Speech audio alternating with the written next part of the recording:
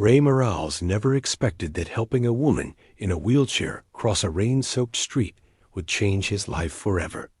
The 55-year-old auto shop owner was barely keeping his head above water, juggling overdue bills and raising his teenage son alone after losing his wife 3 years earlier. Eleanor Hayes seemed like she belonged in a different world, entirely a tech billionaire who'd built an empire before a devastating accident left her wheelchair-bound and questioning everything she thought she knew about living. When their paths crossed at that crosswalk during a summer storm, neither imagined they'd find exactly what they'd been missing.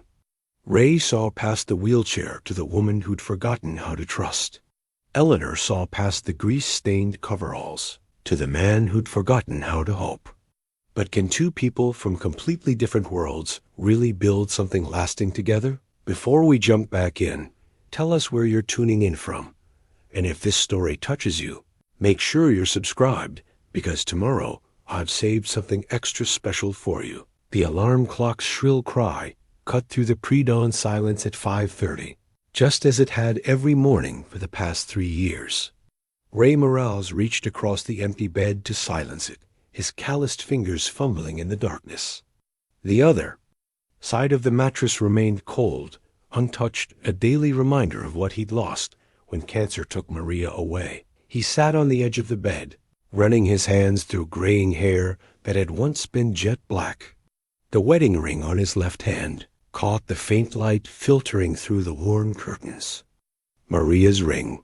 He'd promised himself he'd remove it when he was ready, but readiness seemed as distant as the stars still visible outside his bedroom window. The floorboards creaked under his feet as he padded to the kitchen, following a routine that had become both comfort and prison. Coffee first strong and black, the way Maria used to tease him about drinking it. She'd preferred hers with cream and 2 sugars, turning it the color of caramel. He still bought cream out of habit, watching it expire in the refrigerator month after month. "Dad, you're up early again." Miguel's voice carried the particular mixture of concern and irritation that only a 16-year-old could master.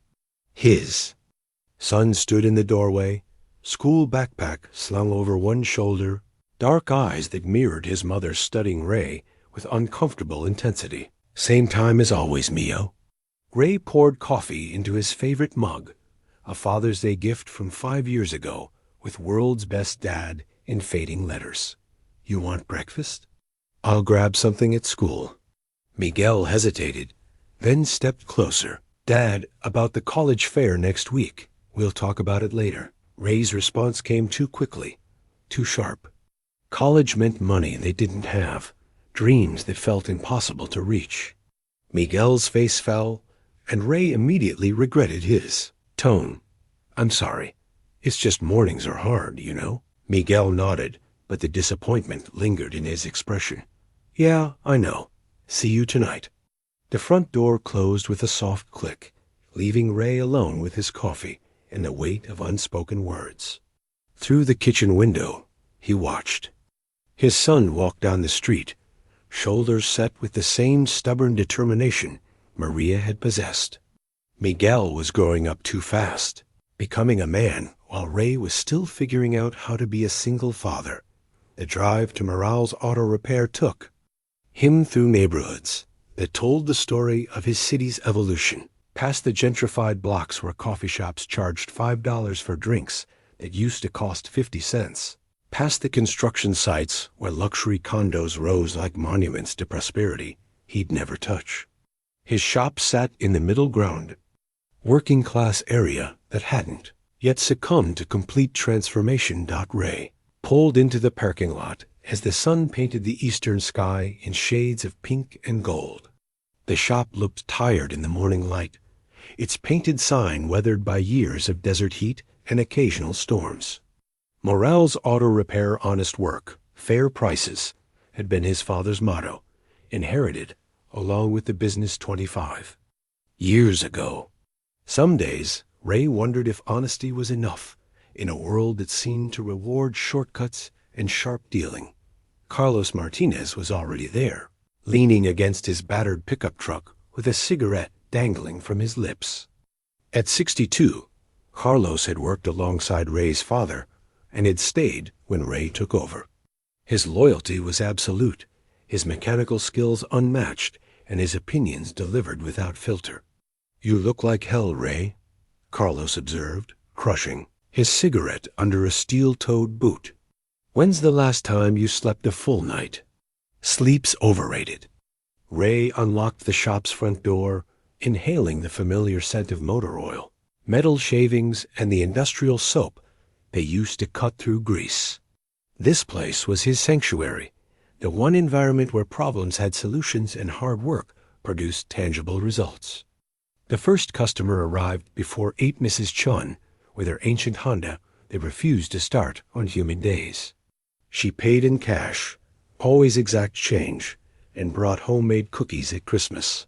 These were his people, Ray reflected as he diagnosed a corroded battery terminal. Hard-working folks who needed their cars to last another year, another 50,000 miles, because replacement wasn't an option not by noon. Ray's hands were black with grease, and sweat had soaked through his coveralls, despite the industrial fans. Fighting against the summer heat. He was lying under a pickup truck, wrestling with a stubborn transmission bolt, when Carlos's voice cut through the mechanical symphony of the garage. "Ray, you need to see this." Something in his friend's tone made Ray slide out from under the vehicle immediately. Carlos stood near the service bay entrance, staring at something in the parking lot with an expression Ray had never seen before, part awe, part confusion. "What is it?" Ray wiped his hands on a shop rag, walking toward the entrance. "Rich lady, in a wheelchair, wants to talk to you specifically. Says she met you yesterday." Ray's memory stirred rain, a crosswalk, an elegant woman whose car had stalled. He'd acted on instinct, helping her navigate her wheelchair through the storm, while her driver dealt with the luxury sedan. She'd tried to pay him, pressing crisp, hundreds into his palm, but he'd refused. The encounter had lasted maybe 10 minutes, barely enough time to exchange names. "Eleanor Hayes," he murmured, remembering. "You know her?" Carlos raised an eyebrow. "Because that car she's sitting in costs more than we make in 2 years." Ray stepped outside and immediately understood Carlos's reaction. Eleanor Hayes sat in the passenger seat of a modified BMW sedan, its sleek lines and pristine paint job making it look like it had rolled off a showroom floor that morning. But it was the woman herself who commanded attention. Even seated, Eleanor possessed a presence that seemed to fill the space around her. Her silver hair was styled in an elegant bob that probably cost more than Ray's monthly grocery budget. She wore a cream-colored blouse that looked effortlessly expensive, and her jewelry simple, but clearly real caught the afternoon sunlight.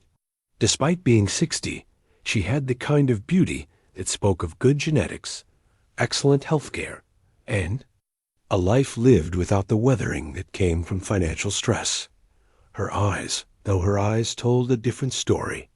They held a wariness that Ray recognized, the particular exhaustion that came from fighting battles others couldn't see. Their gazes met through the car window, and Eleanor smiled tentative but genuine. Ray found himself walking toward her before he'd consciously decided to move. "Mr. Morales," she said as he approached.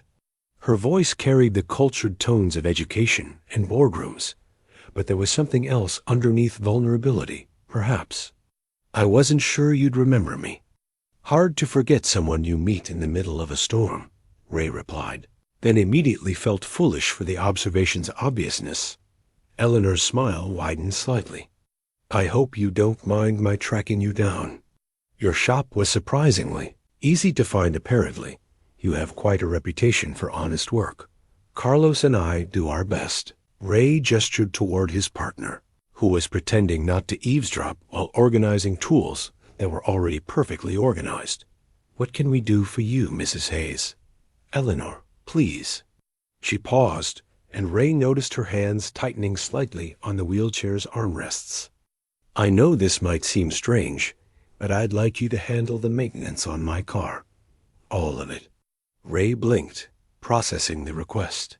The BMW probably required specialized knowledge, expensive parts, and diagnostic equipment his shop barely possessed. Ma'am Eleanor, I appreciate the confidence, but this vehicle is pretty sophisticated. You might be better served by a dealership? Eleanor's tone carried a hint of something Ray couldn't quite identify. Disappointment, maybe. Or frustration. I've been to dealerships. They see the wheelchair first, then the car. Yesterday, you saw me. That's not something I encounter often these days. The honesty in her statement hit Ray unexpectedly.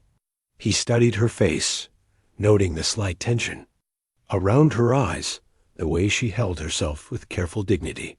How long had it been since someone had looked at him, really looked, and seen past the grease stains and financial struggles to the man underneath? I'd be honored to work on your car, he said quietly. But I should warn you, I'm not used to vehicles in this class. It might take me longer than you're accustomed to. Time, Eleanor said, is something I have plenty of these days. There was a story in those words, Ray realized. A story about a life that had changed dramatically, about a woman learning to navigate a world that suddenly looked different from behind the wheels of a chair instead of the driver's seat of success. Carlos, Ray called over his shoulder. Think. We can fit Mrs. Hayes's BMW into the schedule?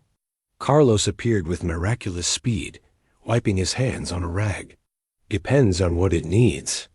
Regular maintenance for now, Eleanor said. Oil change, fluid checks, the basics. Though I suspect there might be other issues to address soon. Ray noticed she said this with something approaching hope, as if car problems might be exactly what she was looking for. The thought struck him as odd but not unwelcome. Lord knew they could use the business.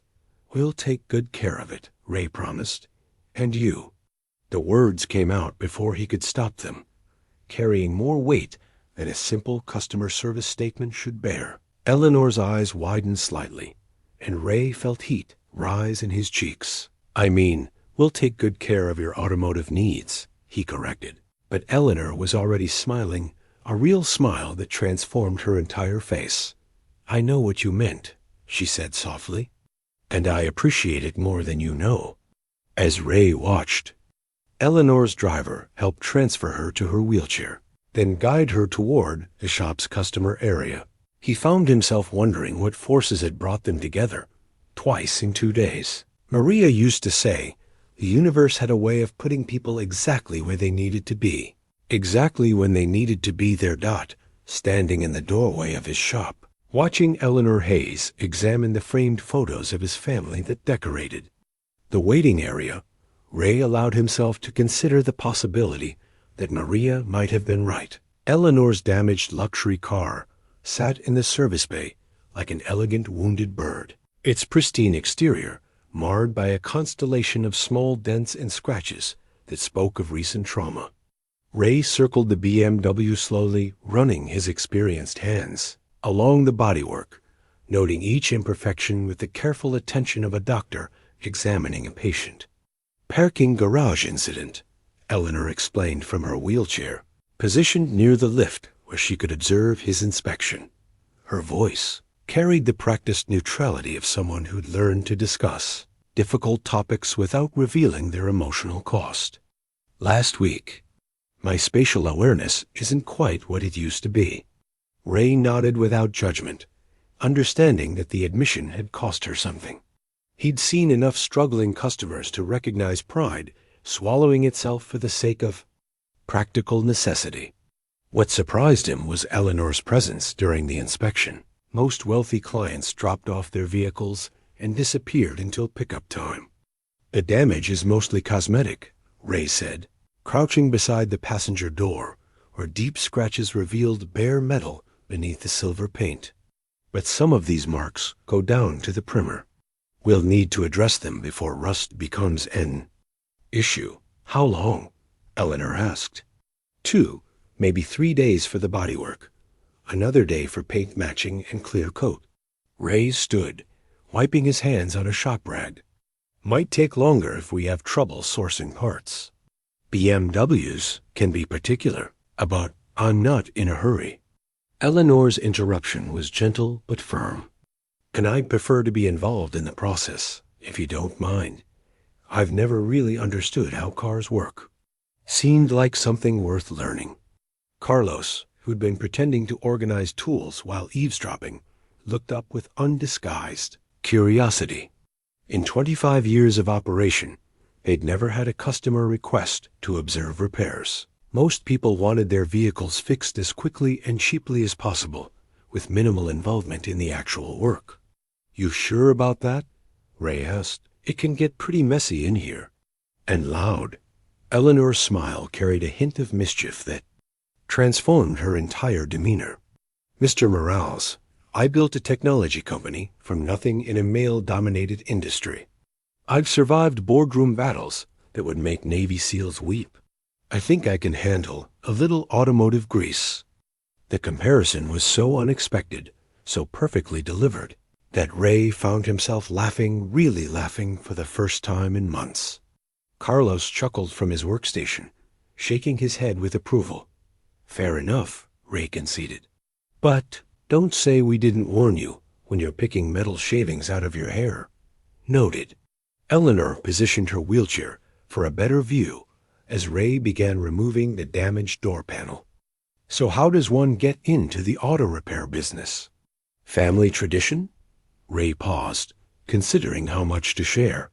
Most customers weren't interested in his personal history, but Eleanor's question felt genuine rather than polite small talk. "My father started this place in 1978, he said, returning to his work. "Taught me everything I know about engines, about treating customers fairly, about building something that lasts. Took over when he retired 15 years ago.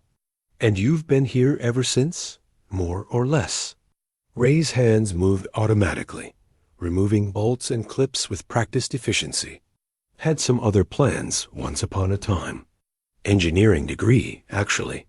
Thought I'd design cars instead of fixing them." Eleanor leaned forward slightly. What changed?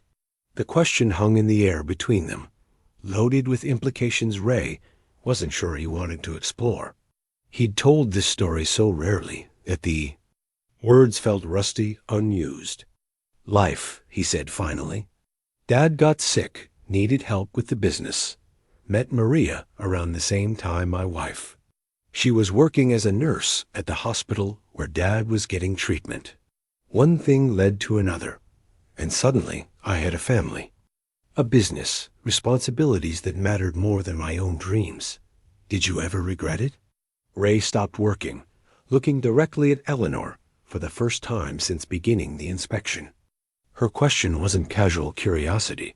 There was something deeper there, a recognition of choices made and paths not taken. "No," he said, surprised by the certainty in his voice. "Maria always said dreams don't disappear. They just evolve. Turns out I was pretty good at the family business, and it let me stay close to home when Miguel was growing up. Can't put a price on being there for your kid's childhood."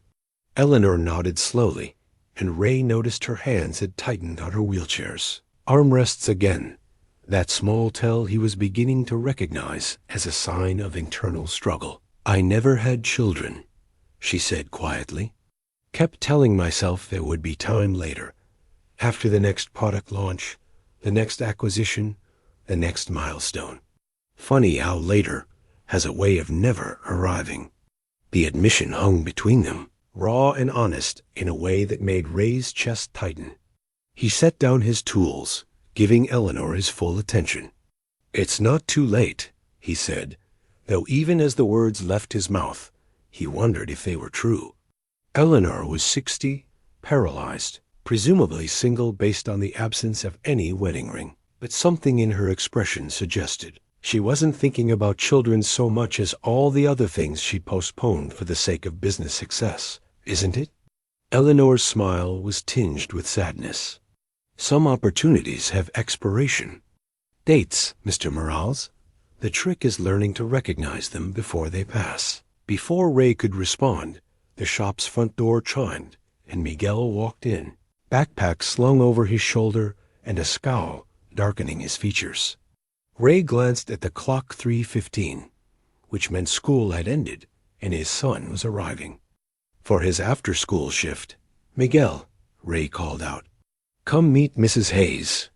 His son approached with the particular mixture of wariness and curiosity that teenagers brought to all new situations. Ray watched Eleanor's face change as Miguel drew.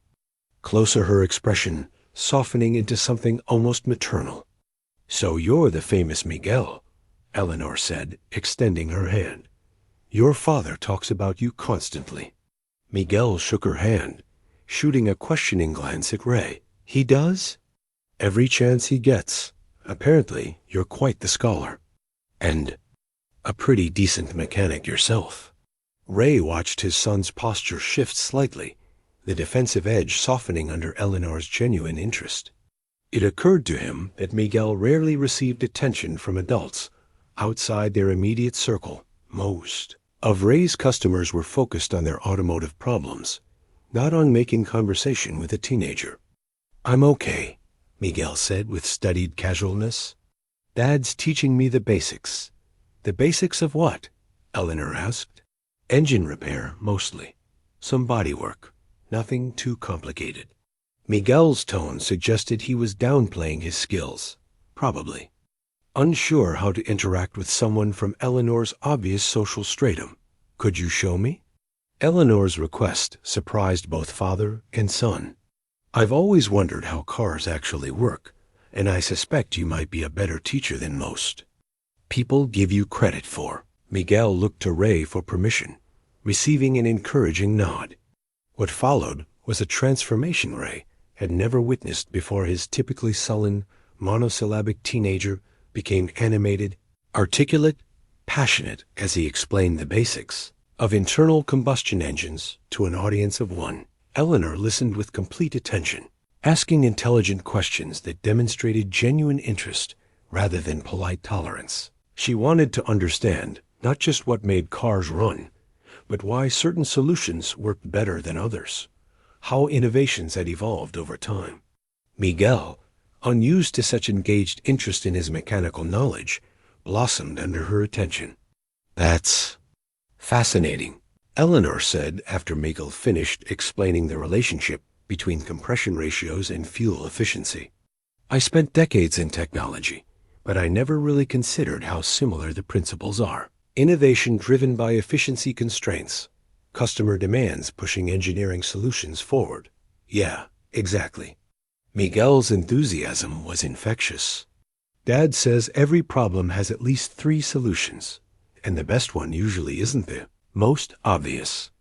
Eleanor turned to Ray with an expression he couldn't quite read. "Sounds like your father is a wise man." "He has his moments," Miguel admitted with a grin that made Ray's heart clench. When had he last seen his son smile like that? The afternoon progressed with unexpected ease. Eleanor remained in the shop, asking questions about repair procedures, learning the names of tools, observing the careful choreography of automotive restoration. She seemed genuinely fascinated by the work, and her presence had an odd effect on the shop's atmosphere. Both Ray and Miguel found themselves explaining their processes more thoroughly, taking extra care with details they might normally rush. Through dot as closing time approached, Eleanor's driver returned to collect her. David was a quiet man in his 40s who treated Eleanor with respectful efficiency, clearly accustomed to accommodating her schedule and preferences. "Same time tomorrow?" Eleanor asked as David prepared to transfer her to the passenger seat. "If you'd like," Ray said, "though you might get bored watching us sand and prime bodywork." "I doubt that." Eleanor's smile was warm, genuine. "Today was the most interesting afternoon I've had in months. Miguel, thank you for the engineering lesson. You're an excellent teacher." Miguel's cheeks reddened slightly, but his pleasure was obvious. "Thanks, Mrs. Hayes. Maybe tomorrow I can show you how the transmission works." "I'd like that very much." As Eleanor's BMW pulled out of the parking lot, Ray found himself standing in the shop's doorway, watching until her taillights disappeared around the corner. Miguel appeared beside him, unusually thoughtful. "She's pretty cool," Miguel observed. "For a rich lady." "Yeah," Ray agreed. "She is, Dad." Miguel's tone carried a note Ray hadn't heard in months, something approaching hope. "That college fair next week, could we maybe talk about it? Mrs. Hayes was asking about my plans, and I realized I don't really have any clear answers." Ray looked at his son, really looked, and saw not the angry teenager he'd been battling for months, but a young man ready to start building his own future. The conversation would be difficult, would involve admitting financial realities that hurt to acknowledge, but Miguel deserved honesty. "We'll talk," Ray promised. "Tonight, after dinner. No more putting it off." Miguel nodded, satisfied, and returned to his work. Ray remained in the doorway for another moment, thinking about Eleanor's words regarding opportunities and expiration dates. Some chances, he realized, arrived disguised as problems. The trick was learning to recognize them before they passed by. Ray's father's toolbox sat on the workbench like a weathered monument to honest labor, its red metal surface scarred by decades of use, but still solid, still reliable. Ray ran his fingers along the familiar grooves and vents, remembering the day his father had presented it to him, a rite of passage marking his transition from helper to craftsman. "Your grandfather carried these tools," his father had said. "Built half the houses in the old neighborhood with them. Now they're yours, but remember, tools are only as good as the hands that hold them." Eleanor arrived promptly at 9 the next morning, rolling her wheelchair into the shop with the same quiet determination she'd shown the day before. Ray noticed she'd dressed more, casually dark jeans and a simple blue sweater that made her silver hair shine, but her jewelry remained elegant, understated. The contrast fascinated him, a woman clearly accustomed to luxury, who seemed equally comfortable in his grease-stained garage. "Good morning," she said, positioning herself near the BMW, where Ray had already begun the delicate process of removing damaged paint. "I brought coffee." She gestured to David, who carried a cardboard tray holding 3 cups from what Ray recognized as the expensive cafe downtown, the one where Miguel had calculated a single latte cost more than their family spent on coffee in a week. "You didn't need to do that," Ray protested, but Eleanor waved off his objection. "I wanted to. Besides, I figure if I'm going to spend my days here, I should contribute something beyond commentary." Carlos emerged from beneath a Honda Civic, wiping his hands before accepting the offered cup. His eyebrows rose after the first sip. "This is the good stuff," he announced with approval. "None of that gas station sludge we usually drink." Eleanor laughed, and Ray found himself studying the sound genuine, unguarded, completely different from the polite social laughter he associated with wealthy clients. When had someone last laughed like that in his shop? "Glad it meets your standards." Eleanor said, "I wasn't sure what you'd prefer." "Caffeine is caffeine," Ray said, though privately he had to admit the coffee was exceptional rich, and smooth in a way that made his usual morning brew seem harsh by comparison. "But thank you. Really." They settled into a comfortable rhythm, Eleanor observing while Ray worked on her car's bodywork. Unlike the previous day's casual conversation, today their talk turned deeper, more personal. Eleanor asked about Ray's childhood, his father's influence, the decision to take over the family business. In return, she began sharing stories about her own journey, the technology company she'd built from nothing, the challenges of being a woman in a male-dominated industry, the sacrifices required for success. "I started with nothing but an idea and $1,000 in savings," Eleanor said as Ray carefully sanded away damaged paint. 1987, when personal computers were still exotic. "I saw the potential for software that could help small businesses manage their finances, something simple enough for shop owners like you to use without requiring a computer science degree." Ray paused his work, looking at her with new understanding. You built business software? Among other things. The company grew, evolved. Eventually, we were developing everything from inventory management to customer relationship systems. Went public in '98, got acquired by a tech giant in 2019. Eleanor's tone was matter-of-fact, but Ray detected something underneath pride mixed with something else. Loss, perhaps. That's incredible, Ray said, and meant it. You built something that actually helped people. Eleanor's expression softened. That was always the goal. Though somewhere along the way, I think I lost sight of the people part. Started focusing more on market share and profit margins than on the small business owners we were supposed to be serving. Is that why you sold? Part of it. Eleanor was quiet for a moment, watching Ray's careful work with the sandpaper. Also because I was tired. 40 years of 18-hour days, constant travel, boardroom battles, it takes a toll. I thought retirement would give me time to figure out what came next. And then the accident happened. Eleanor nodded. 6 months after I sold the company.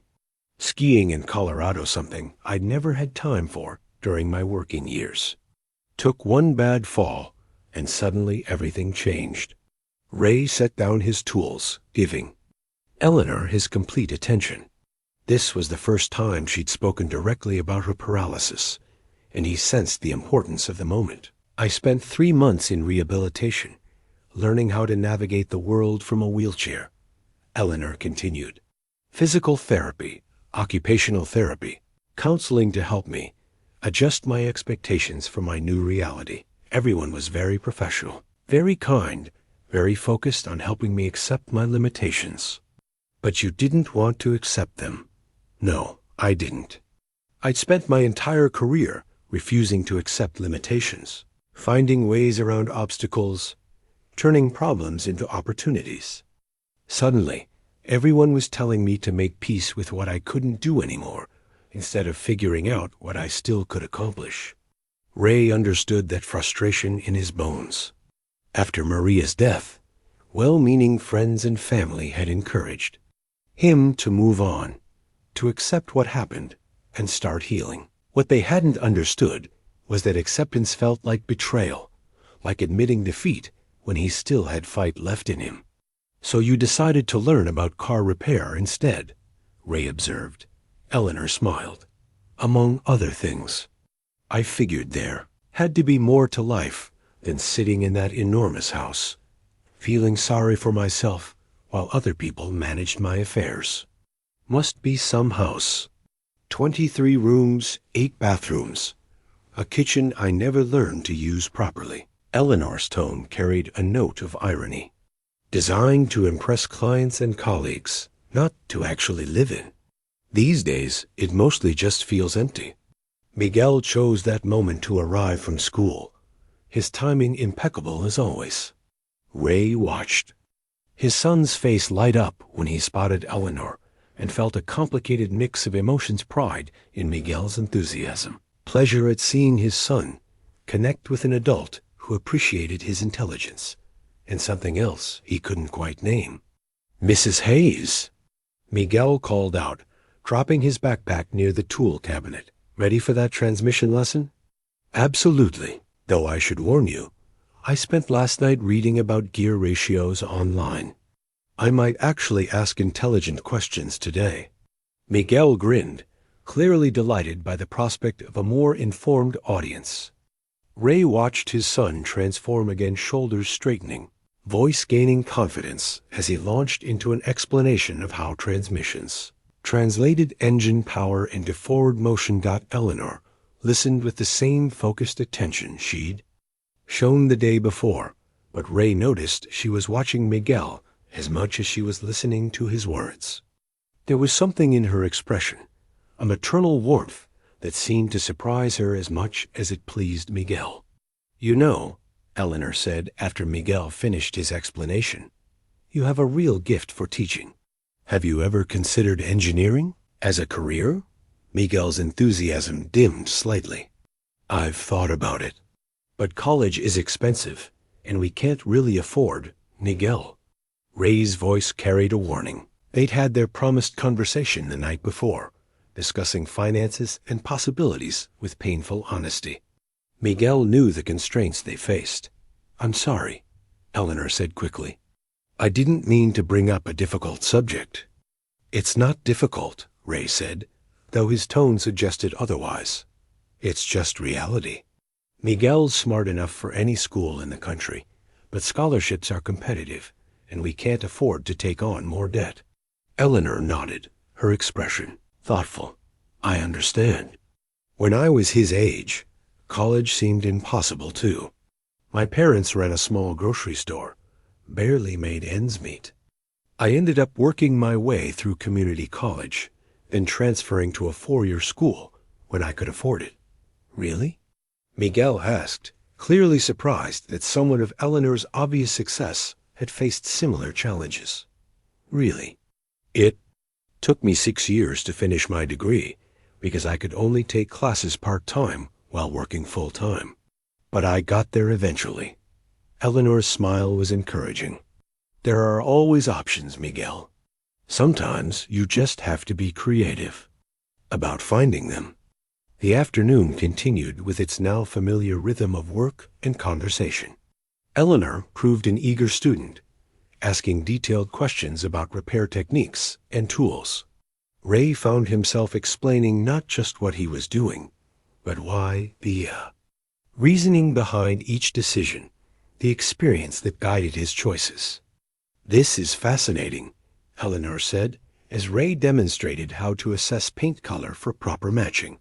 "It's like problem solving, but with your hands instead of spreadsheets." "Never thought of it that way," Ray admitted. "But I guess you're right.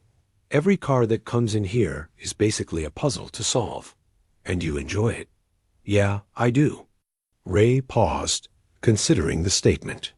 There's something satisfying about taking something broken and making it whole again. Knowing that when someone drives away from here, their car is going to serve them reliably. Eleanor was quiet for a moment, studying Ray's face with an intensity that made him self-conscious. "What?" he asked. "You talk about your work the way I used to talk about mine," she said, "before I got so caught up in quarterly projections that I forgot why I started the company in the first place. Which was to help people like you run better businesses. Small shop owners who needed technology, but couldn't afford the big corporate solutions." Eleanor's expression grew wistful. "Somewhere along the way, I lost track of that mission. Started focusing more on growth than on purpose." Ray set down his tools, recognizing something important happening in their conversation. "It's not too late to get back to that, isn't it? I'm 60 years old, Ray. Paralyzed. Officially retired. What am I supposed to do? Start over from scratch? Why not?" The question surprised Ray, even as he asked it. "You've got experience, resources, knowledge, and you're obviously not ready to just sit around that big empty house feeling sorry for yourself." Eleanor laughed, but there was no humor in it.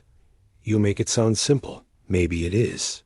Maybe we make things more complicated than they need to be." Ray thought about his own situation, the shop he'd inherited instead of chosen, the dreams he'd set aside for responsibility, the life he'd built that sometimes felt more like obligation than choice. Maybe starting over is just about remembering what mattered in the first place. Before Eleanor could respond, her phone buzzed with an incoming call. She glanced at the display and sighed. "I should take this. Board meeting tomorrow. They still want my input on major decisions." As Eleanor wheeled away to take her call privately, Miguel appeared at Ray's elbow. "Dad," he said quietly, "is it weird that I like having her around?" Ray considered the question carefully. "No, Mio, I don't think it's weird at all. She's different than I expected. Rich people, she actually listens when I talk." "Yeah, she does." Miguel was quiet for a moment, then asked the question Ray had been dreading. "Do you like her?" The question hung in the air between them, loaded with implications about loyalty, memory, and the possibility of change. Ray looked at his son, really looked, and saw not judgment but curiosity, maybe even hope. "Yeah," Ray said finally. "I think I do." Miguel nodded as if this confirmed something he'd already suspected. "Good. I think she likes you too." Before Ray could ask what made Miguel think so, Eleanor returned, her professional demeanor sliding back into place like armor. "I should go," she said, "board prep to do tonight. But tomorrow could we start earlier? I'd like to see how you approach the actual bodywork repair." "Of course," Ray said. 8 o'clock work for you?" "Perfect." Eleanor paused at the shop entrance, looking back at both of them. "Thank you. For today, for yesterday, for making me feel useful again." As David helped Eleanor to her car, Ray found himself wondering what forces had brought this remarkable woman into their lives. Miguel was right. She was different than expected. The question was whether Ray was brave enough to explore what that difference might mean. Eleanor's first company prototype sat carefully wrapped in tissue, paper inside her purse, a small device no bigger than a calculator that had revolutionized how she thought about technology's potential. She'd kept it all these years as a reminder of what was possible when innovation met determination, though lately it had felt more like a relic of someone she used to be. The evening sky painted itself in shades of amber and rose as Eleanor's car pulled into the shop's parking lot at 7:30. Ray emerged from the office where he'd been updating customer files, surprised to see her so early. "Couldn't sleep," Eleanor explained, as David helped her into her wheelchair. "Figured I might as well come where the interesting work happens." Ray noticed the shadows under her eyes, the slight tension in her shoulders that suggested a difficult night. "Everything okay?" "Board meeting was challenging. Nothing I can't handle. But it's always draining when people treat you like a relic who should gracefully fade into the background." Eleanor's smile was sharp, carrying traces of the boardroom warrior she'd once been. "They approved my recommendations." "Of course, they usually do. But there's an undertone now, a suggestion that perhaps I should consider stepping back from even advisory roles." "Because of the accident?" "Because of age, primarily. The accident just gave them a convenient excuse to question my judgment." Eleanor positioned herself where she could watch Ray work, her movements practiced now, comfortable in the shop's environment. 60 is apparently the magic number where business experience transforms from valuable asset to outdated thinking. Ray had encountered similar attitudes from customers who assumed his small shop couldn't handle modern automotive technology, that his methods were somehow inferior to computerized diagnostic systems and corporate efficiency. The frustration in Eleanor's voice was painfully familiar. "Their loss," he said simply, meaning it. "Perhaps. Though I'll admit, yesterday made me question whether they might be partially right. When was the last time I actually created something, instead of just managing what already existed?" Ray began laying out his tools for the day's bodywork, considering Eleanor's words. "What do you mean?" "I built my company because I saw a problem that needed solving small businesses struggling with technology they couldn't afford or understand. But for the last decade, maybe longer, I've been focused on acquisition, market expansion, strategic partnerships, management instead of innovation."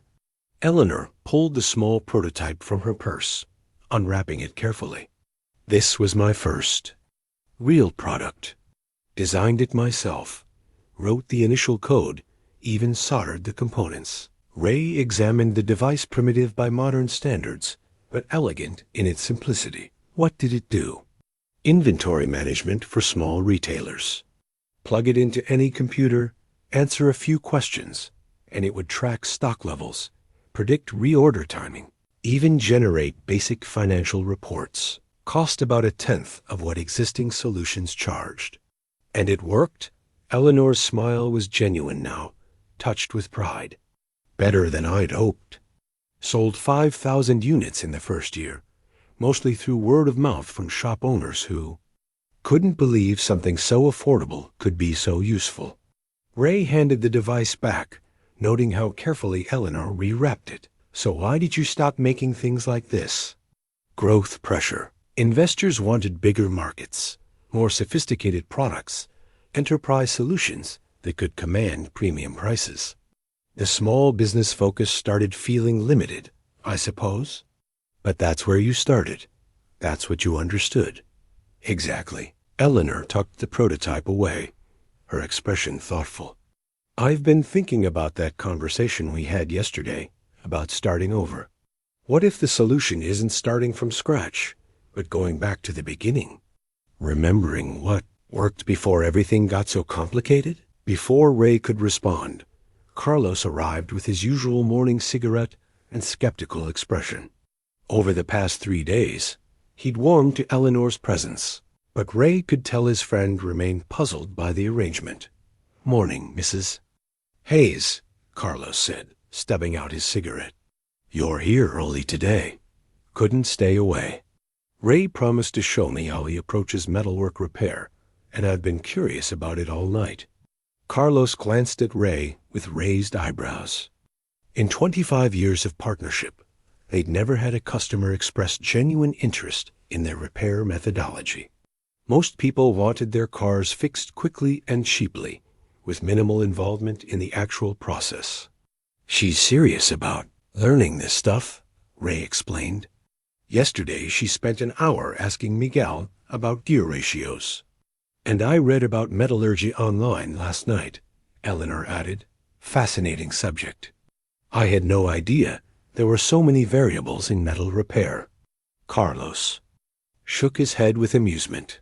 "Lady, you're definitely different than our usual customers." The morning progressed with Eleanor observing Ray's careful approach to bodywork repair, the precise measurements, the patient warming of metal, the delicate hammering that gradually coaxed damaged panels back into proper shape. She asked intelligent questions, clearly applying her analytical mind to understanding the process. "It's like sculpture," Eleanor observed as Ray worked out a particularly stubborn dent. "You're not adding material, just convincing what's already there to return to its intended form." "Never thought of it that way," Ray admitted. "But you're right. Sometimes the metal wants to go back to its original shape. You just have to help it remember how. And sometimes it resists. Sometimes. Usually because the damage went deeper than it appeared, or because someone tried a quick fix that made things worse." Ray paused his work, studying Eleanor's face. "Kind of like people, I suppose?" Eleanor's smile was knowing. "Are we still talking about cars?" "Maybe not entirely." They worked in comfortable silence for a while. Ray focused on his repairs while Eleanor watched with the attention of someone genuinely interested in mastering a new skill. When Miguel arrived from school, he found them discussing the relationship between heat application and metal flexibility. "Hey, Mrs. Hayes," Miguel said, dropping his backpack with familiar ease. "Dad's got you learning the advanced stuff now.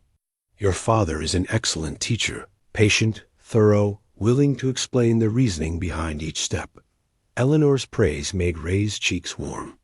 "I'm beginning to understand why this shop has such a good reputation." Miguel beamed with pride, then grew more serious. "Mrs. Hayes, can I ask you something? About college, I mean."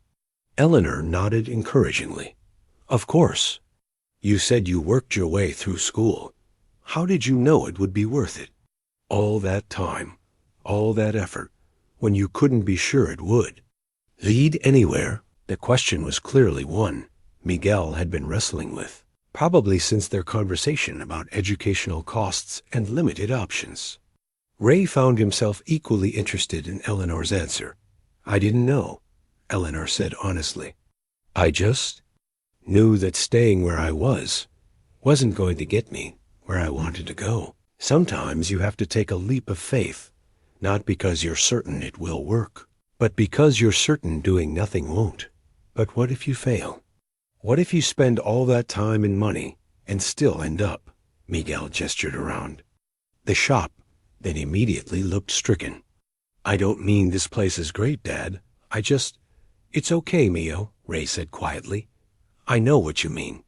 Eleanor leaned forward in her wheelchair, her expression serious. Miguel, can I tell you something I've learned?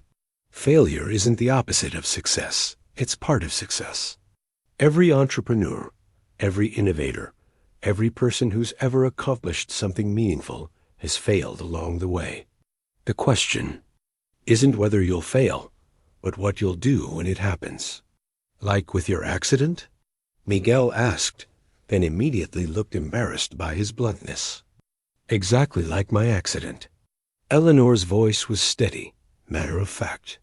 6 months ago, I thought my life was effectively over. Everything I'd built my identity around, independence, physical capability, professional authority, seemed gone. I could have accepted that, settled into a comfortable retirement, let other people manage my affairs. But you didn't. No, I didn't. Instead, I decided to figure out what was still possible. What new things I could learn, what new ways I could contribute, what new version of myself I could become. Eleanor glanced at Ray, her expression soft. Turns out there was a lot more possibility left than I'd imagined. Miguel nodded thoughtfully, then asked the question Ray had been dreading. What about the money, though? College is really expensive, and we can't just... Miguel, Ray interrupted, but Eleanor raised her hand. Let him finish. It's a legitimate concern. Miguel looked between his father and Eleanor, clearly wrestling with whether to voice his thoughts. Finally, he continued, we looked at the numbers last night. Even with financial aid, even if I got a partial scholarship, it would mean Dad taking on debt he can't afford. And what if I don't make it? What if I'm not smart enough? Or I pick the wrong major? Or I just fail? The vulnerability in his son's voice made Ray's chest tighten. Miguel was 17, brilliant, passionate about engineering, but terrified of the financial risk his dreams would require. It was a burden no teenager should have to carry. Miguel, Eleanor said gently, do you know what my biggest regret is? Miguel shook his head. That I let fear of failure prevent me from taking certain risks earlier in my career. I was so focused on avoiding mistakes that I missed opportunities, passed up chances to innovate because they seemed too uncertain. Eleanor's expression grew, distant. Fear is useful when it keeps you from doing stupid things. It becomes destructive when it keeps you from doing important things. But the money is a problem with solutions. Maybe not obvious ones, maybe not easy ones, but solutions nonetheless. Eleanor looked directly at Ray. What if I told you there were ways to make college affordable that didn't involve your father going into debt? Ray felt a familiar wariness rise in his chest. Mrs. Hayes, Eleanor. And I'm not talking about charity, if that's what's worrying you. I'm talking about opportunity. Before either Ray or Miguel could respond, Eleanor's phone rang. She glanced at the display and sighed. I should take this. But Ray, could we talk later? After Miguel goes home? There's something I'd like to discuss with you. Ray nodded, though his stomach churned with uncertainty. As Eleanor wheeled away to take her call, Miguel grabbed his father's arm. Dad, what do you think she wants to talk about? I don't know, Mio, but we'll figure it out together, okay? Miguel nodded, but his expression remained troubled. Ray watched his son return to his work and found himself wondering whether Eleanor's presence in their lives was going to prove to be salvation or complication. Sometimes, he reflected, the difference was impossible to predict. Miguel's college acceptance letter arrived on a Tuesday morning that dawned gray and threatening, storm clouds gathering on the horizon like omens. Ray found the envelope wedged between utility bills and advertising circulars, his son's name, printed in elegant script above the prestigious university seal. His hands trembled slightly as he set it aside, knowing this single piece of paper represented both his greatest pride and his deepest fear. The shop's rent. Increase notice had arrived the same day, tucked beneath the acceptance letter like a cruel joke. Ray read it twice, hoping he'd misunderstood the numbers. But there was no mistaking the reality. Their landlord wanted to double the monthly payment, effective in 60 days. The gentrification creeping through their neighborhood had finally reached their block. When Eleanor arrived that morning, Ray was sitting in the customer waiting area, both letters spread on the small table before him like evidence in a case. He couldn't win. She took one look at his expression and positioned her wheelchair across from him without speaking. "Good news and bad news?" she asked gently. Ray managed a bitter laugh. "You could say that." Miguel got into state. Full engineering program. Exactly what he's dreamed of since he was 12. He tapped the acceptance letter with one finger. Tuition, room, board, books, $68,000 a year. Eleanor's eyes widened slightly. That's significant. And that's the good news. Ray handed her the rent notice. This came with it. Eleanor read the document carefully, her expression growing troubled. "They're doubling your rent? Property values in the area have improved substantially," Ray quoted from the notice. "Market rates for commercial space have adjusted accordingly." He gestured around the shop that had been his second home for 25 years. Translation: they want us out so they can lease to someone who'll pay premium prices. Can you afford the increase? Ray shook his head. Not even close. We're barely breaking even as it is. Miguel's been working here after school, helping with expenses, but even with his help, he stopped, the reality hitting him fresh.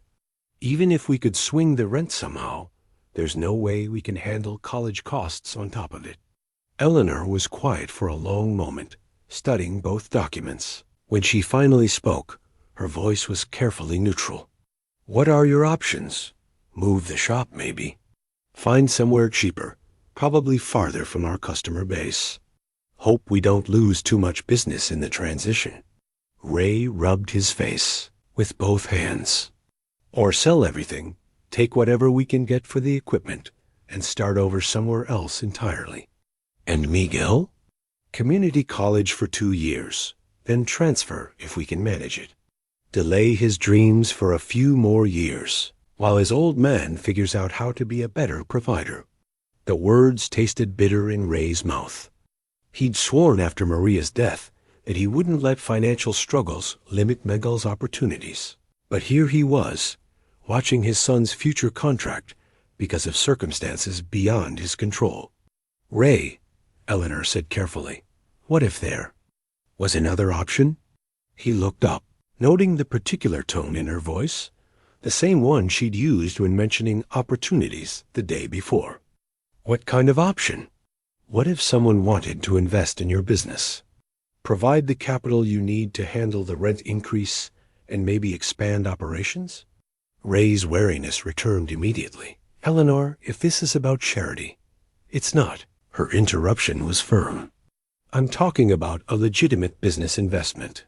You have something valuable here, a reputation for quality work, loyal customers, a skilled team. That has worth in the marketplace. What would that look like?" "Exactly?" Eleanor shifted in her wheelchair, choosing her words carefully. "Silent partnership.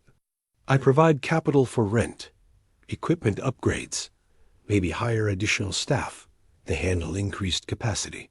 In return, I receive a percentage of profits and a voice in major business decisions." Ray felt his chest tighten.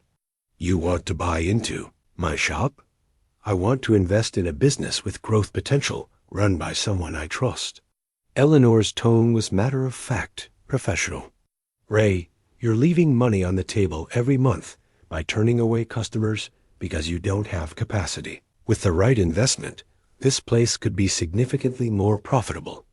And Miguel's college would be addressed separately as part of the partnership agreement.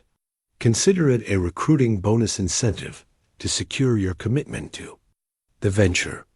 The offer was everything Ray needed and everything he feared.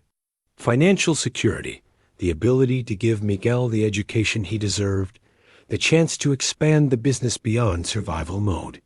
It was also a fundamental change to everything he'd built, a surrender of the independence that had defined his professional life. I need to think about it, Ray said finally. Of course. But Ray, Eleanor leaned forward, her expression serious. Don't let pride cost Miguel his future. Sometimes accepting help isn't weakness, it's wisdom. Before Ray could respond, Carlos arrived for work, immediately sensing the tension in the air. He glanced at the letters on the table, then at Ray's face, and his expression darkened. Bad news? Mixed news, Ray corrected. Miguel got into state. Carlos's face lit up. That's fantastic. The kid deserves it. Then he noticed Ray's expression, and his enthusiasm dimmed. What's the other news? Ray handed him the rent notice. Carlos read it twice, then let loose a string of Spanish profanity that would have made his grandmother reach for her wooden spoon. They can't do this, Carlos said finally. They can and they are. Property values, market rates, all perfectly legal. So what do we do? Ray glanced at Eleanor, who had remained diplomatically silent during the exchange. We're exploring options. The morning progressed with forced normalcy. Ray worked on Eleanor's BMW, while Carlos handled other customers. But the weight of decision hung over everything like the storm clouds that continued building outside.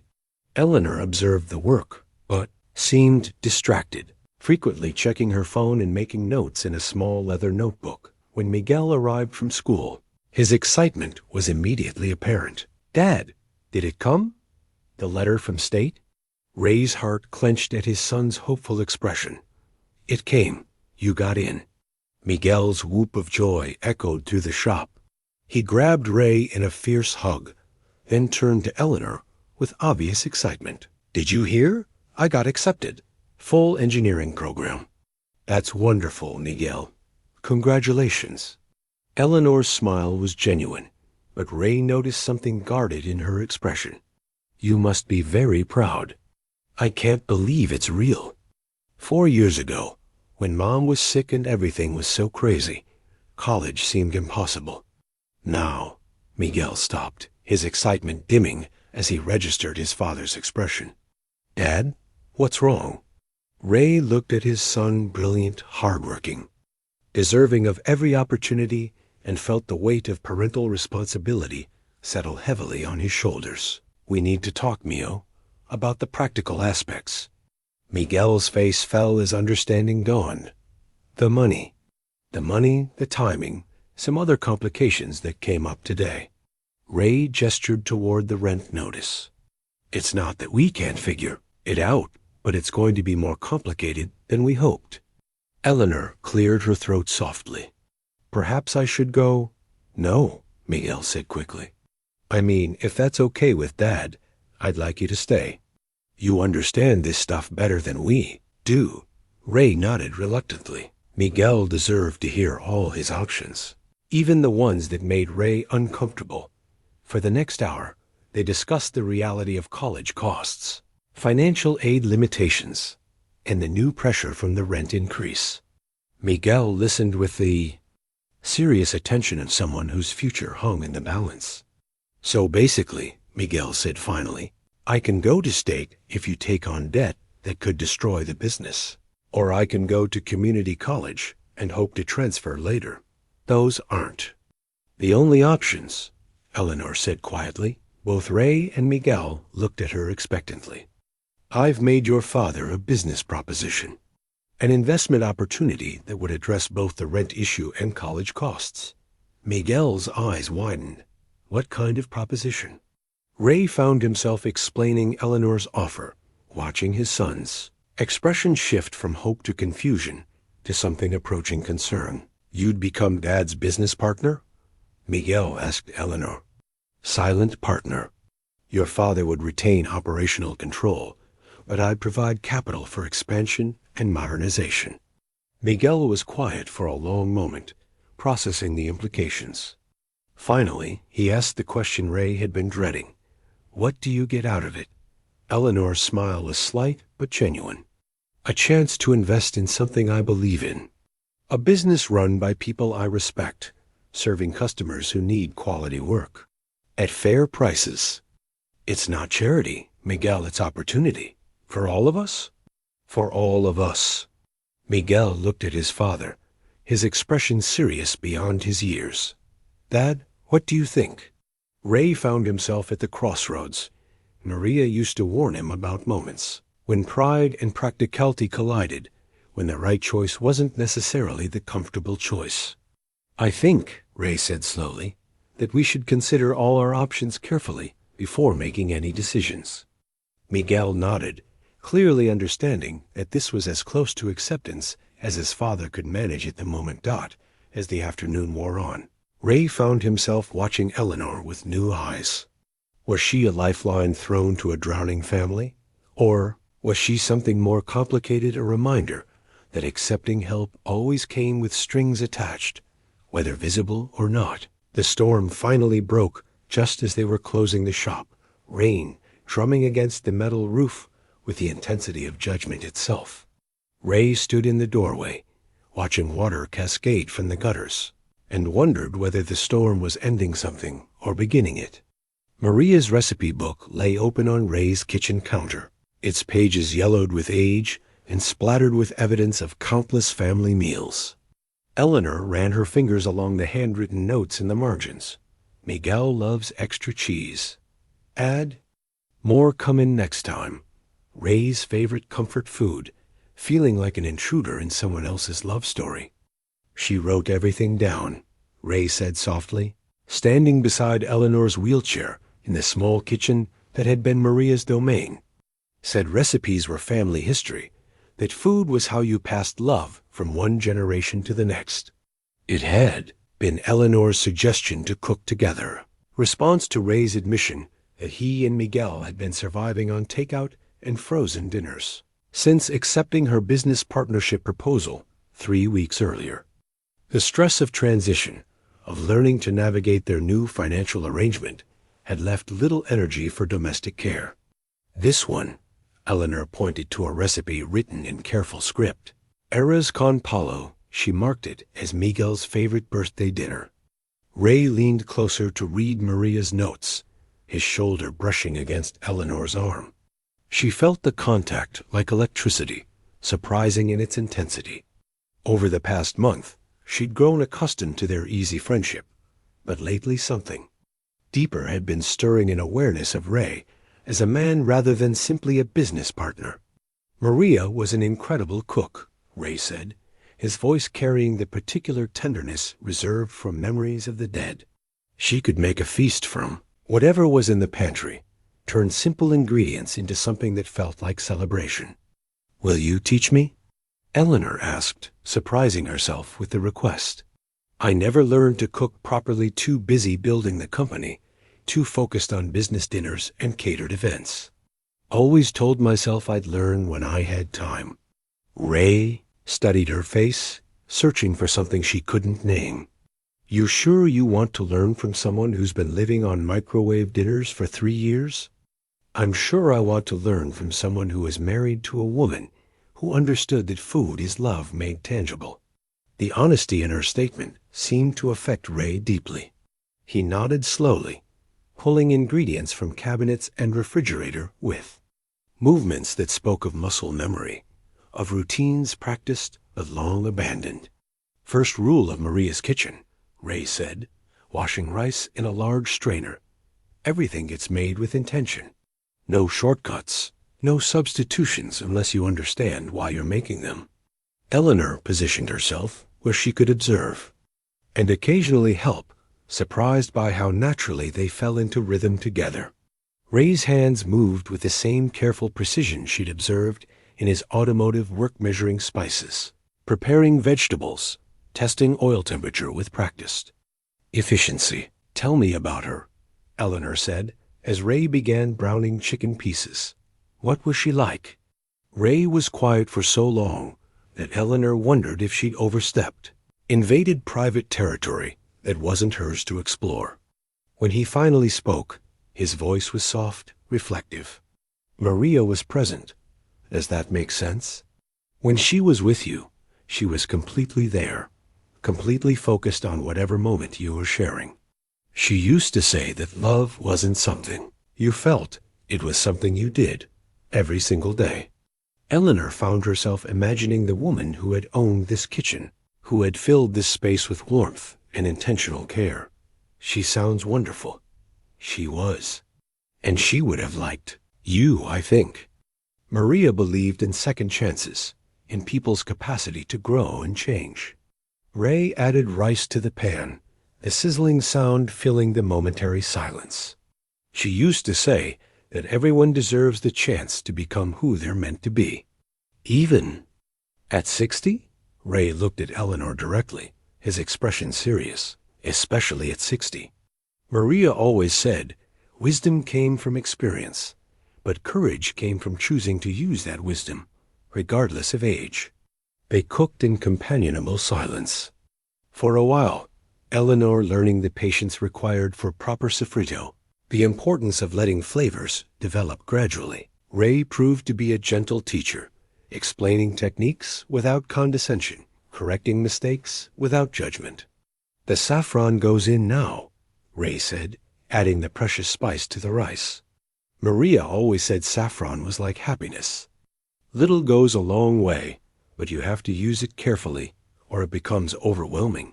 Eleanor laughed at the comparison.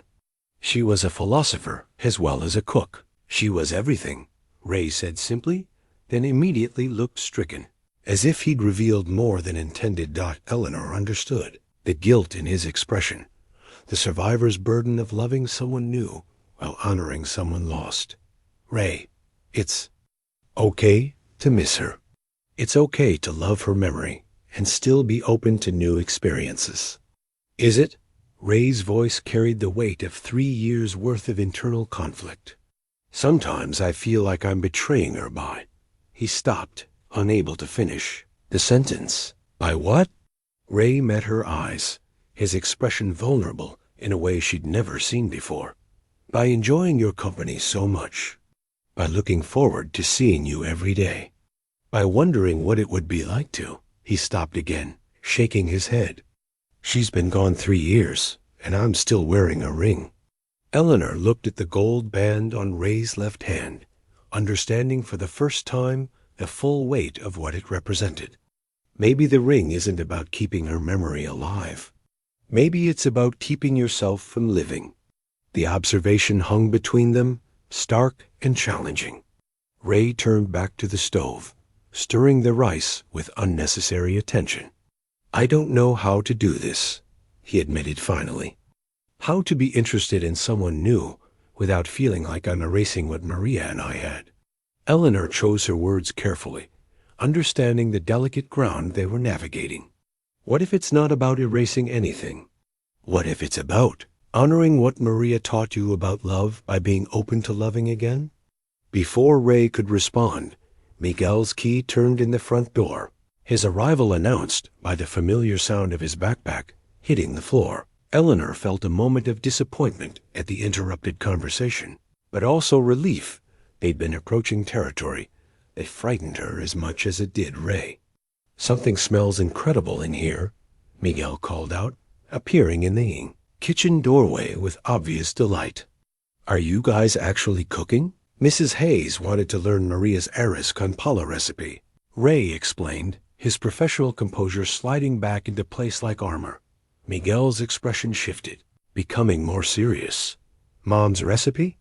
Eleanor felt suddenly uncertain, wondering if she'd intruded on sacred family territory.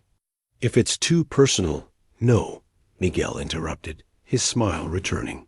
Mom would have loved teaching you to cook.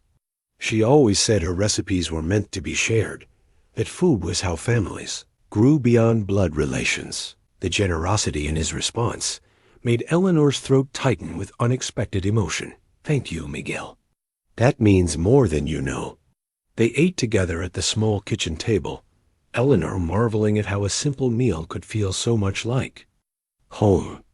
The rice was perfectly seasoned, the chicken tender, the saffron adding complexity without overwhelming the other flavors. More importantly, The act of preparing and sharing the meal had created something between them, a sense of family that went beyond their business arrangement.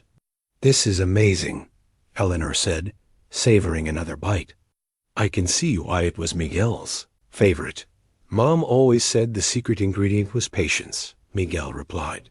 "She used to let me help, even when I was little, and mostly just made messes. Said cooking with someone you cared about was better than eating alone, even if the food didn't turn out perfect." "Smart woman," Eleanor observed, glancing at Ray. She understood that the process matters as much as the result. After dinner, Miguel excused himself to work on college preparation materials, leaving Eleanor and Ray alone with the dishes and the weight of their interrupted conversation. They worked side by side, Eleanor washing while Ray dried, moving with the easy coordination of people who'd found their rhythm together. "Eleanor," Ray said finally, hanging up the dish towel with careful precision. "About what we were discussing earlier, you don't have to explain anything, Ray. We're figuring this out as we go, both of us." "But I want to explain." Ray turned to face her, his expression serious. "These past few weeks, working with you, getting to know you, it's been the best time I've had since Maria died. And that scares me." Eleanor felt her heart accelerate, understanding that they'd reached a moment of truth neither could avoid. "Why does it scare you?" "Because I'm starting to care about you in ways that feel disloyal to her memory. Because I'm 55 years old, and I thought that part of my life was over. Because you're everything I never expected to want again." The honesty in his admission took Eleanor's breath away. "Ray, and because I don't know if what's happening between us is real or just convenience. Loneliness, two people helping each other through difficult transitions." Eleanor reached for his hand, noting how naturally their fingers intertwined. "What if it's both? What if it started as convenience and became something real?" Ray stared at their joined hands, his expression wrestling with hope and fear. "What if it doesn't last? What if we're just—" Eleanor silenced him by rising slightly from her wheelchair, bringing her face level with his. "What if it does last? What if we're brave enough to find out?" The kiss that followed was gentle, tentative, carrying the weight of two people stepping carefully into new territory. When they separated, Ray's eyes held wonder and worry in equal measure. "I haven't done this in 20 years," he admitted. "I haven't done this ever," Eleanor replied. "Not like this. Not with someone who matters." Ray's smile was soft, transformative. Slowly, deliberately, he removed the wedding ring from his left hand, setting it carefully on the kitchen counter beside Maria's recipe book. "She would have liked you," he said again, his voice certain now. "And she would have wanted me to be happy." Eleanor felt tears threaten, overwhelmed by the magnitude of trust Ray had just demonstrated. "Are you sure?" "I'm sure that I want to find out what this could become. I'm sure that life is too short to waste on fear." Ray cupped her face gently. "And I'm sure that you've reminded me what it feels like to hope again." As they held each other in Maria's kitchen, surrounded by the lingering aromas of shared meal and new possibilities, Eleanor understood that some recipes couldn't be written down. They had to be lived, one careful ingredient at a time. The anonymous lawsuit papers arrived on a Thursday morning that began like any other, tucked between routine correspondence and promotional materials, as if their contents weren't designed to destroy everything Ray had built. He found them while sorting mail in the shop's small office, the legal letterhead immediately recognizing itself as trouble. "Environmental compliance violations," Ray read aloud, his voice growing incredulous as he scanned the dense legal language. "Improper disposal of hazardous materials, failure to maintain adequate containment systems, unauthorized discharge of automotive fluids into municipal water systems." Carlos looked up from the engine he'd been diagnosing, immediately recognizing the tone of someone receiving very bad news. "What's that about?" "Someone's claiming we're polluting the neighborhood." Ray flipped through the papers, his confusion deepening with each page. Anonymous complaint filed with the Environmental Protection Agency. Formal investigation launched. Potential fines ranging from $50,000 to $500,000. That's insane, Carlos said, wiping his hands on a shop rag as he approached the office. We follow every environmental regulation to the letter. Your father drilled that into us from day one. Ray knew Carlos was right. Morrell's Auto Repair had always maintained meticulous environmental standards. Proper disposal of used oil, careful handling of chemicals, regular maintenance of containment systems. They'd passed every inspection for 25 years without a single violation. Says here the complaint alleges ongoing violations dating back 18 months. Ray continued reading. Documented evidence of systematic environmental degradation, potential health hazards to surrounding community. Who filed the complaint? Doesn't say anonymous whistleblower protection. Ray's chest tightened as he read further. But there's a notice that the property has been flagged for immediate environmental assessment, and if violations are confirmed, the shop could be shut down within 30 days. Eleanor chose that moment to arrive, rolling her wheelchair through the shop's entrance with her usual morning greeting ready on her lips. One look at Ray's expression stopped her mid-sentence. "What's wrong?" she asked, positioning herself near. The office door. Ray handed her the legal documents without speaking, watching her face change as she read. Her business experience made her a faster reader of legal language than either Ray or Carlos, and her expression grew increasingly troubled as she processed the implications. "This is serious," Eleanor said finally. "Not just the potential fines, but the environmental assessment itself. Even if you're completely cleared, the investigation process could take months and cost tens of thousands in legal fees." "We don't have tens of thousands," Ray said flatly. "Between the rent increase and the new equipment we bought with your investment, we're operating pretty close to the margins." Eleanor was quiet for a moment, studying the papers with the analytical attention Ray had learned to recognize. "The timing is suspicious. Anonymous complaint filed just 2 months after you received the rent increase notice, exactly when the new development plans for this area were announced." "What development plans?" Carlos asked. Eleanor looked uncomfortable. "There's been talk in the business community about redeveloping this entire block. Mixed-use commercial and residential, targeting higher-income demographics. But I assumed it was just speculation." Ray felt a cold certainty settle in his stomach. "Someone wants us gone." "It's possible. Environmental violations are one of the fastest ways to force out businesses that can't afford to fight extended legal battles." Eleanor folded the papers carefully. "But Ray, these allegations are specific, detailed. Someone provided documentation to support the complaint." "Documentation of what?" "We've never violated environmental regulations." "I don't know. But whoever filed this complaint claims to have evidence of ongoing problems." Eleanor met Ray's eyes, her expression troubled. "We need to find out who's behind this and what evidence they think they have." The morning proceeded under a cloud of uncertainty.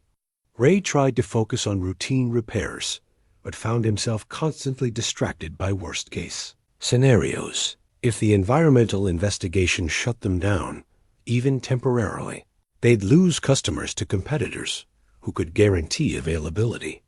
If the allegations somehow proved valid, though Ray couldn't imagine how the fines alone would destroy the business. Miguel arrived from school to find the shop's atmosphere heavy with tension. He immediately sensed something was wrong, his usual cheerful greeting dying on his lips when he saw his father's expression. "What happened?" Miguel asked. Ray explained the situation, watching his son's face cycle through confusion, anger, and fear. The college acceptance that had seemed like a dream come true suddenly felt like an impossible burden. How could Ray justify educational expenses when the family business might not survive the next few months?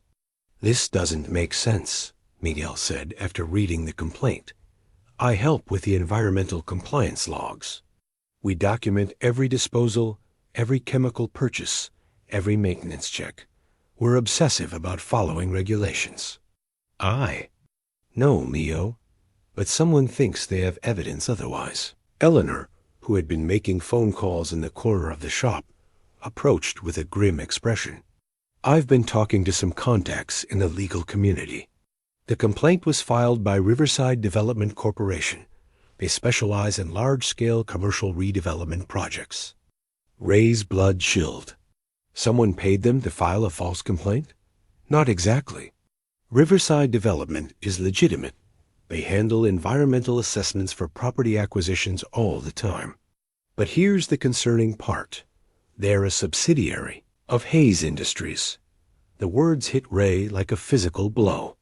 Eleanor's company, or rather, her former company, was behind the complaint that threatened to destroy his livelihood. That's not possible, Ray said, though even as he spoke, he could see the guilt written across Eleanor's face. I didn't know, Eleanor said quickly. Hayes Industries has dozens of subsidiaries, hundreds of ongoing projects. I haven't been involved in day-to-day operations since I sold the company. But you still have influence. You could make this go away. Eleanor's expression grew complicated. It's not that simple, Ray. The sale agreement included specific clauses about my involvement in combinations. I can't just call up the new management and demand they drop an environmental investigation.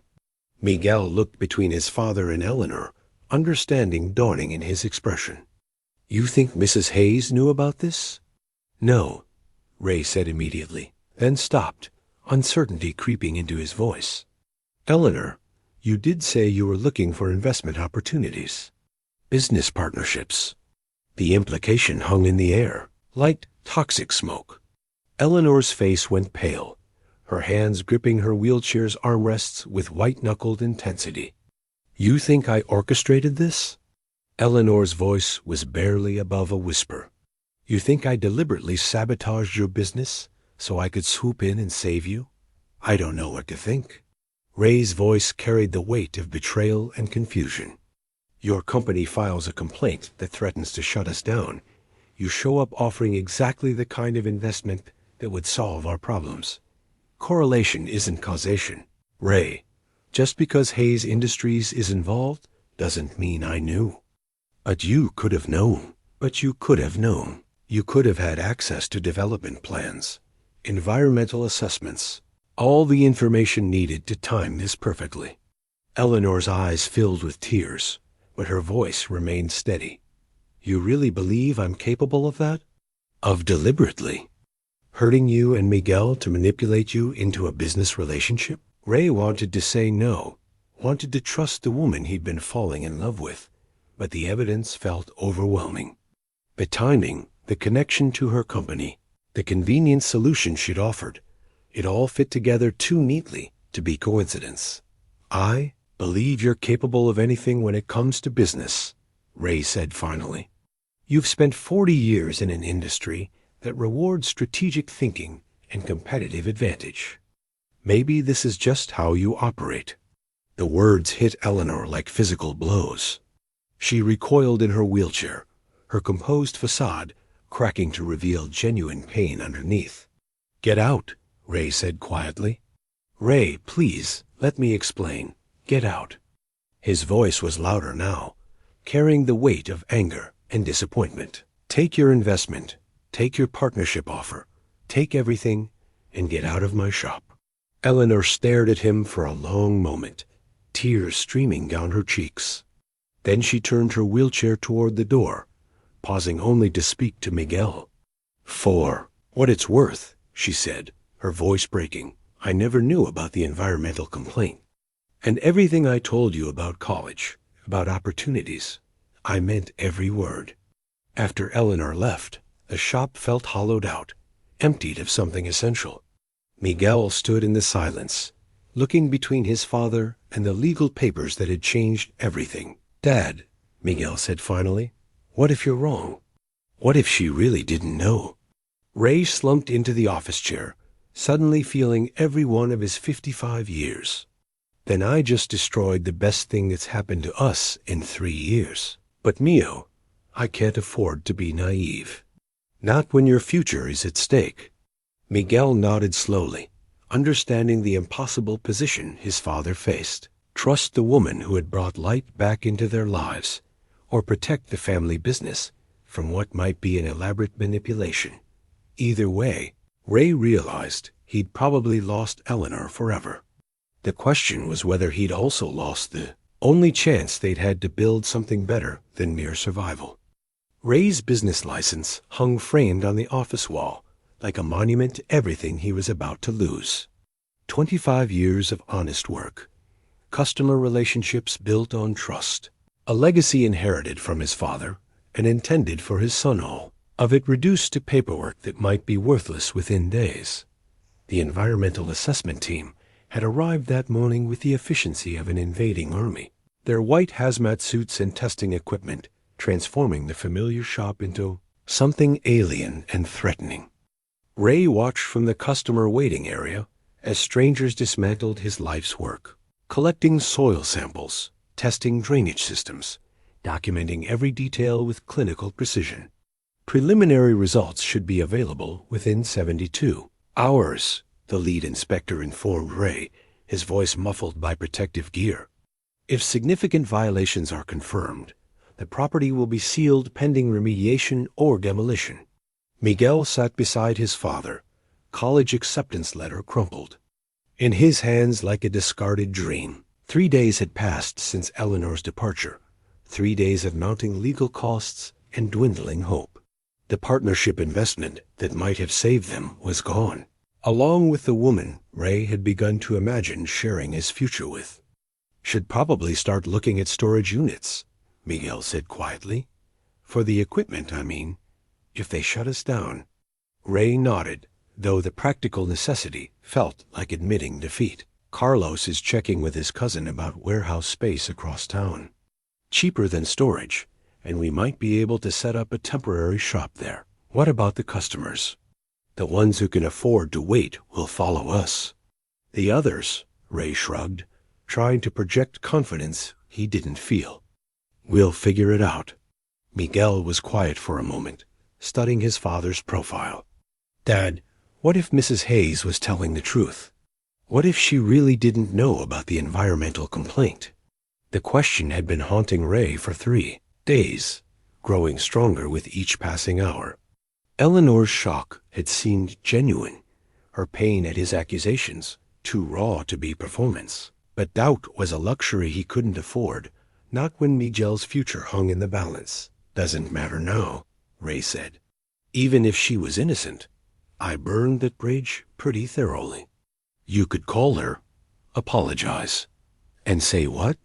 Sorry, I accused you of orchestrating an elaborate scheme to destroy my business. Even if she forgave me, the damage is done.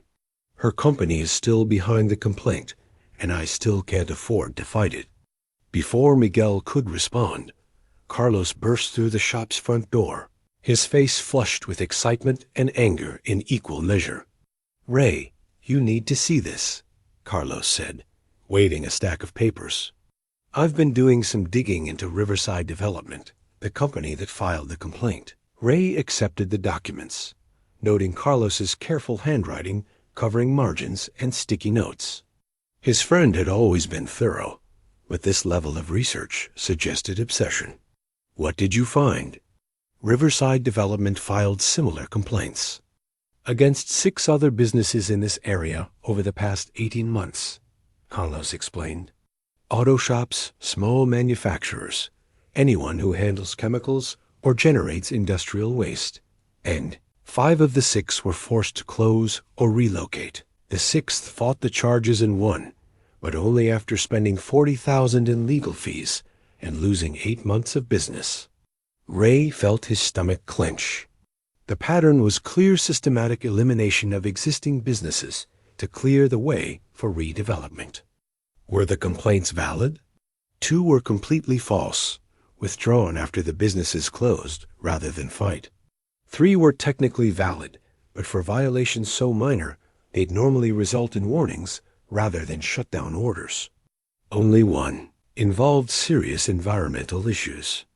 Miguel leaned forward, studying the papers.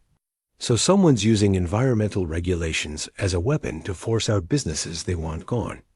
Exactly. And here's the interesting part. Carlos pointed to a highlighted section on his notes. Every single property that got cleared through this process was purchased within 6 months by the same investment firm. Let me guess, Ray sighed grimly. Hayes Industries. Actually, no. Phoenix Capital Management. But when I dug deeper, Carlos's expression grew troubled. Phoenix Capital is owned by Meridian Holdings, which is owned by Hayes Industries. Ray's business license hung framed on the office wall like a monument to everything he was about to lose. 25 years of honest work, customer relationships built on trust, a legacy inherited from his father and intended for his son, all of it reduced to paperwork that might be worthless within days. The environmental assessment team had arrived. That morning, with the efficiency of an invading army, their white hazmat suits and testing equipment transforming the familiar shop into something alien and threatening. Ray watched from the customer waiting area as strangers dismantled his life's work, collecting soil samples, testing drainage systems, documenting every detail with clinical precision. Preliminary results should be available within 72 hours, the lead inspector informed Ray, his voice muffled by protective gear. If significant violations are confirmed, the property will be sealed pending remediation or demolition. Miguel sat beside his father, college acceptance letter crumpled. In his hands like a discarded dream. 3 days had passed since Eleanor's departure, 3 days of mounting legal costs and dwindling hope. The partnership investment that might have saved them was gone, along with the woman Ray had begun to imagine sharing his future with. Should probably start looking at storage units, Miguel said quietly. For the equipment, I mean, if they shut us down. Ray nodded, though the practical necessity felt like admitting defeat. Carlos is checking with his cousin about warehouse space across town. Cheaper than storage, and we might be able to set up a temporary shop there. What about the customers? The ones who can afford to wait will follow us. The others, Ray shrugged, trying to project confidence he didn't feel. We'll figure it out. Miguel was quiet for a moment, studying his father's profile. Dad, what if Mrs. Hayes was telling the truth? What if she really didn't know about the environmental complaint? The question had been haunting Ray for 3 days, growing stronger with each passing hour. Eleanor's shock had seemed genuine, her pain at his accusations too raw to be performance. But doubt was a luxury he couldn't afford, not when Miguel's future hung in the balance. Doesn't matter now, Ray said. Even if she was innocent, I burned that bridge pretty thoroughly. You could call her, apologize, and say what? Sorry, I accused you of orchestrating an elaborate scheme to destroy my business. Even if she forgave me, the damage is done. Her company is still behind the complaint, and I still can't afford to fight it. Before Miguel could respond, Carlos burst through the shop's front door, his face flushed with excitement and anger in equal measure. Ray, you need to see this, Carlos said, waving a stack of papers. I've been doing some digging into Riverside Development, the company that filed the complaint. Ray accepted the documents, noting Carlos's careful handwriting covering margins and sticky notes. His friend had always been thorough, but this level of research suggested obsession. What did you find? Riverside Development filed similar complaints against 6 other businesses in this area over the past 18 months, Carlos explained. Auto shops, small manufacturers, anyone who handles chemicals or generates industrial waste. And 5 of the 6 were forced to close or relocate. The 6th fought the charges and won, but only after spending $40,000 in legal fees and losing 8 months of business. Ray felt his stomach clench. The pattern was clear systematic elimination of existing businesses to clear the way for redevelopment. Were the complaints valid? 2 were completely false, withdrawn after the businesses closed rather than fight. 3 were technically valid, but for violations so minor, they'd normally result in warnings rather than shutdown orders. Only 1 involved serious environmental issues. Miguel leaned forward, studying the papers. So someone's using environmental regulations as a weapon to force out businesses they want gone. Exactly. And here's the interesting part. Carlos pointed to a highlighted section of his notes. Every single property that got cleared through this process was purchased within 6 months by the same investment firm. Let me guess, Ray said grimly. Hayes Industries. Actually, no. Phoenix Capital Management. But when I dug deeper, Carlos's expression grew troubled. Phoenix Capital is owned by Meridian Holdings, which is owned by Hayes Industries. Ray stared at the papers, feeling the walls of suspicion close in around Eleanor once again. The corporate structure was so complex, so carefully layered, that she could easily claim ignorance of the connections. But the financial trail led directly back to her former company. There's more, Carlos continued. I called my buddy who works for the city planning department. The entire redevelopment project for this area was approved 6 months ago, right around the time Mrs. Hayes sold her company. Meaning? Meaning she would have had access to all the development plans before the sale went through. She could have known exactly which properties were targeted for acquisition. Miguel looked stricken. So she did know. She planned the whole thing. Ray wanted to deny it, wanted to defend the woman who had brought joy back into their lives, but the evidence felt overwhelming. The timing, the corporate connections, the convenient investment offer, everything pointed to an elaborate manipulation designed to acquire their property at below-market prices. The shop's phone rang. Startling, all 3 of them. Ray answered with a curt, "Morales Auto," expecting another reporter or legal representative. "Ray, it's David, Mrs. Hayes' assistant." A man's voice was strained, urgent. "I need to speak with you immediately. It's about the environmental complaint against your shop." Ray's grip tightened on the phone. "What about it?" "Mrs. Hayes had no knowledge of the Riverside Development complaint until you showed her those papers. She's been investigating the corporate connections since then, and she's discovered something you need to know. I'm not interested in. The complaint was filed without her knowledge or consent, using Hayes Industries resources that were supposed to be wound down after the sale. Someone within the company has been using her former authority to pursue a personal agenda." Ray felt his certainty waver. "What kind of personal agenda?" "Property acquisition for private gain. Mrs. Hayes believes someone in the current management structure is using company resources to clear valuable real estate, then purchasing it through shell companies for personal development projects. And Eleanor had nothing to do with it? She's been blacklisted from company communications since, questioning the complaint against your shop. Ray, she's fighting her own former company to try to help you, and it's costing her everything." The revelation hit Ray like a physical blow. While he'd been nursing wounded pride and righteous anger, Eleanor had been waging war against corporate corruption, fighting people who had the power to destroy her reputation and legacy. "Where is she now?" Ray asked. "At the Hayes Industries headquarters, demanding a full board meeting to address the unauthorized use of company resources. She's risking her entire settlement agreement to expose this, Ray. If the current management can prove she's interfering with company operations, they can void her sale contract and force her to return the money." Ray felt the world tilt around him. Eleanor wasn't the architect of his troubles. She was their victim too, sacrificing her own security to fight an injustice she hadn't created. "David, tell her." Ray stopped, realizing words wouldn't be enough. "Never mind. I'll tell her myself." After hanging up, Ray looked at Carlos and Miguel, seeing his own shock reflected in their faces. "I was wrong," Ray said simply, "about everything." Miguel stood up, his expression determined. "And we need to make it right." "How?" "Even if Eleanor exposes the corruption, it won't necessarily stop the environmental investigation." And I said, things to her that... Ray shook his head. I don't know if she ever forgive me. Only one way to find out, Carlos said. We go to her. Help her fight these bastards who are trying to destroy both your businesses.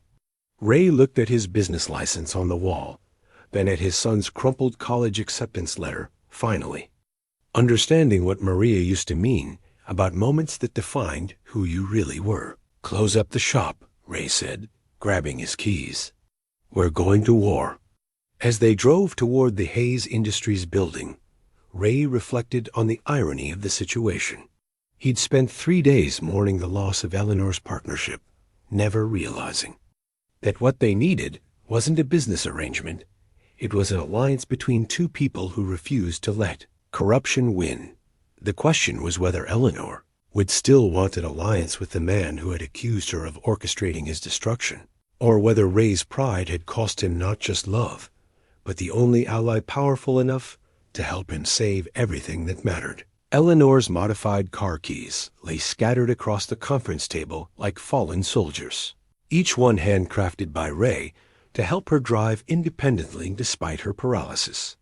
She'd brought them to the Hayes Industries board meeting as a reminder of what real innovation looked like: practical solutions created with care and respect, not corporate manipulation disguised as progress. The boardroom felt like a courtroom, its polished mahogany and floor-to-ceiling windows designed to intimidate rather than welcome. Eleanor sat at one end of the massive table, facing 7 men in expensive suits who had the power to destroy both her financial security and Ray's livelihood.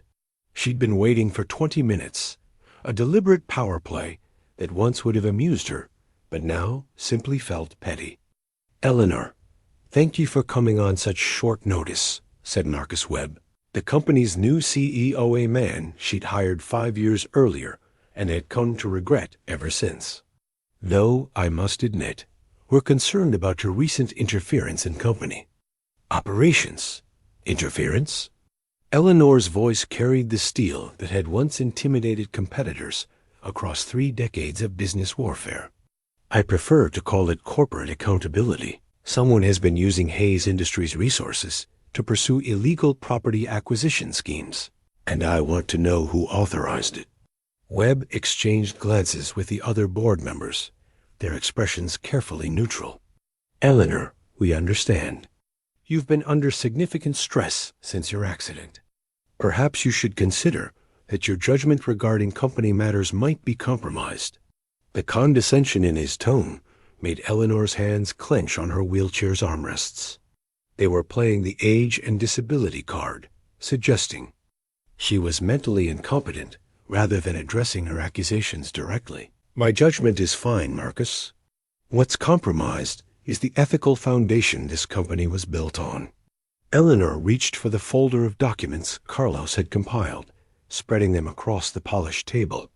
Riverside Development has filed environmental complaints against 6 businesses in the past 18 months, all in areas targeted for Hayes Industries development projects. Every single complaint was filed using executive authority that should have been revoked after the company's sale. Riverside Development is an independent subsidiary, owned by Phoenix Capital, which is owned by Meridian Holdings, which is owned by Hayes Industries. The paper trail leads directly back to this boardroom. Eleanor's voice remained steady, professional, despite the rage building in her chest. Someone has been systematically destroying small businesses to acquire their properties at below-market prices. That's not just unethical, it's criminal. Webb leaned back in his chair, his expression shifting from condescension to something more dangerous. Eleanor, you're making serious accusations without proof. More importantly, you're violating the non-interference clause of your sale agreement by investigating company operations. The sale agreement included whistleblower protections for illegal activities, if any illegal activities had occurred. But environmental compliance is a legitimate business concern. If some small businesses can't meet modern standards, that's unfortunate but hardly criminal. Eleanor felt the familiar frustration of being dismissed by men who valued profit over principle. Morale's Auto Repair has met every environmental standard for 25 years. Their compliance record is spotless. According to our assessment, significant violations have been documented. According to an assessment ordered by someone who doesn't have authority to order assessments. Eleanor's voice rose slightly, carrying the authority of someone accustomed to being obeyed. I want to know who authorized the Riverside Development complaint, and I want it withdrawn immediately. The boardroom fell silent, tension crackling between the participants like electricity before a storm. Webb steepled his fingers, studying Eleanor with the calculating gaze of a predator evaluating prey. Eleanor, I think you're forgetting something important. You no longer have authority in this company. You sold your shares, took your money, and agreed to step away from operations. Your opinion about our business practices is irrelevant. My opinion about illegal activities using my company's resources is extremely relevant. Your former company. And if you continue this campaign of interference, we'll be forced to invoke the breach of contract clauses in your sale agreement. Financial consequences would be substantial. The threat hung in the air like toxic smoke. Eleanor understood the implication continued investigation would cost her everything she'd gained from selling the company, leaving her dependent on others for the first time in her adult life. But as she sat in that boardroom, surrounded by the corporate culture she'd once embraced, Eleanor realized she no longer cared about financial security more than she cared about justice.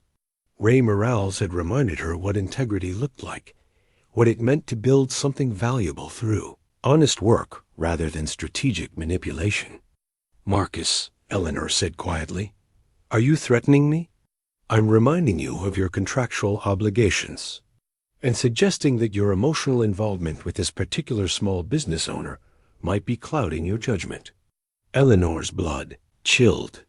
They knew about her relationship with Ray, which meant they'd been watching her, monitoring her activities, treating her like a security threat rather than the woman who'd built their company from nothing.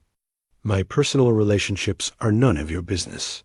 They are when they involve someone we're investigating for environmental violations. Eleanor, it looks very suspicious when you develop a romantic interest in a man whose business you're trying to protect from legitimate regulatory scrutiny.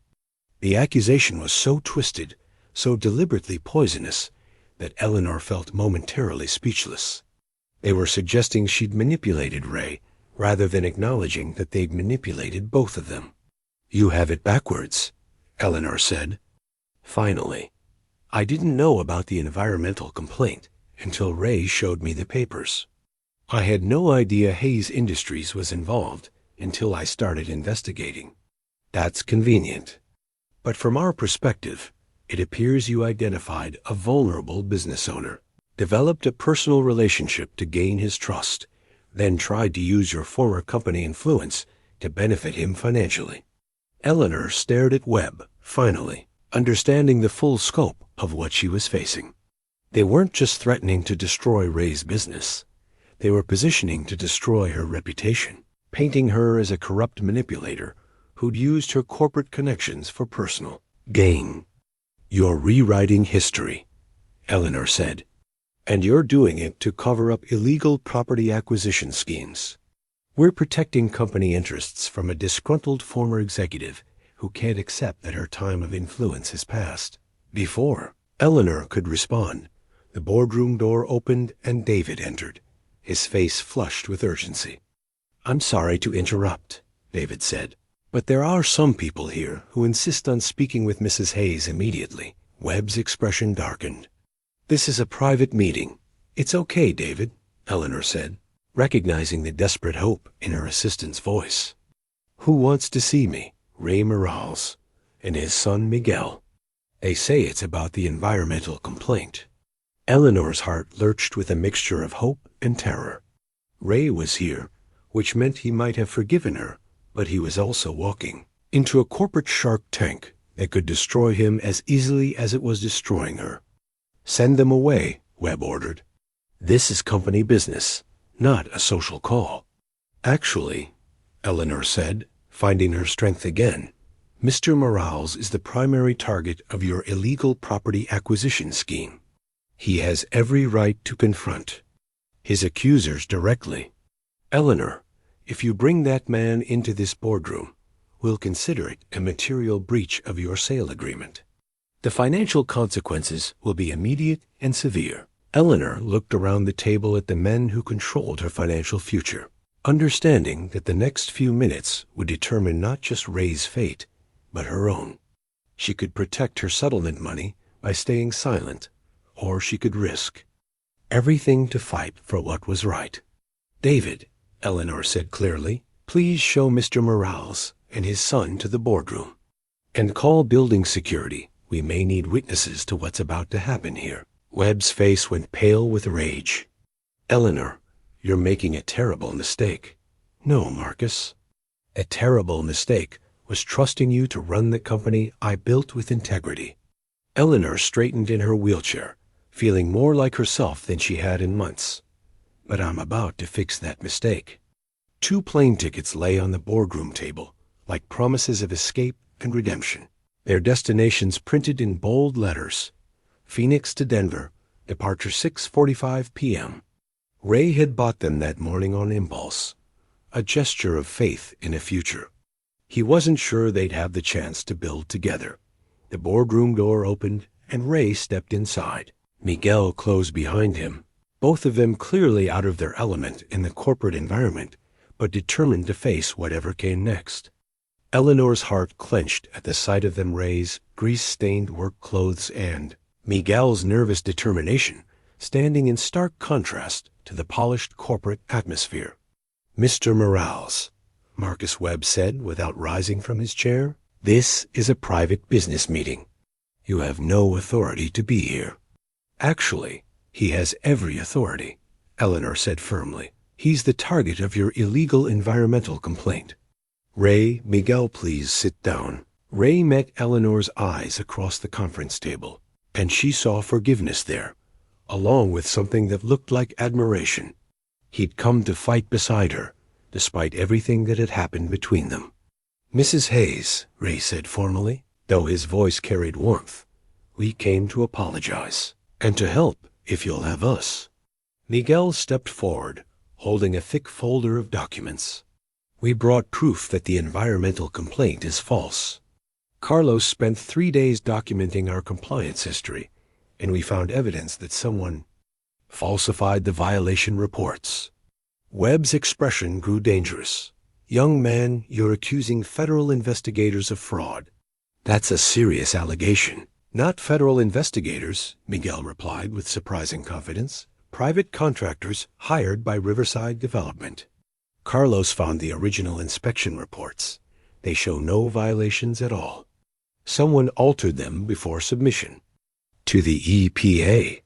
Eleanor felt a surge of pride watching Miguel stand up to corporate intimidation.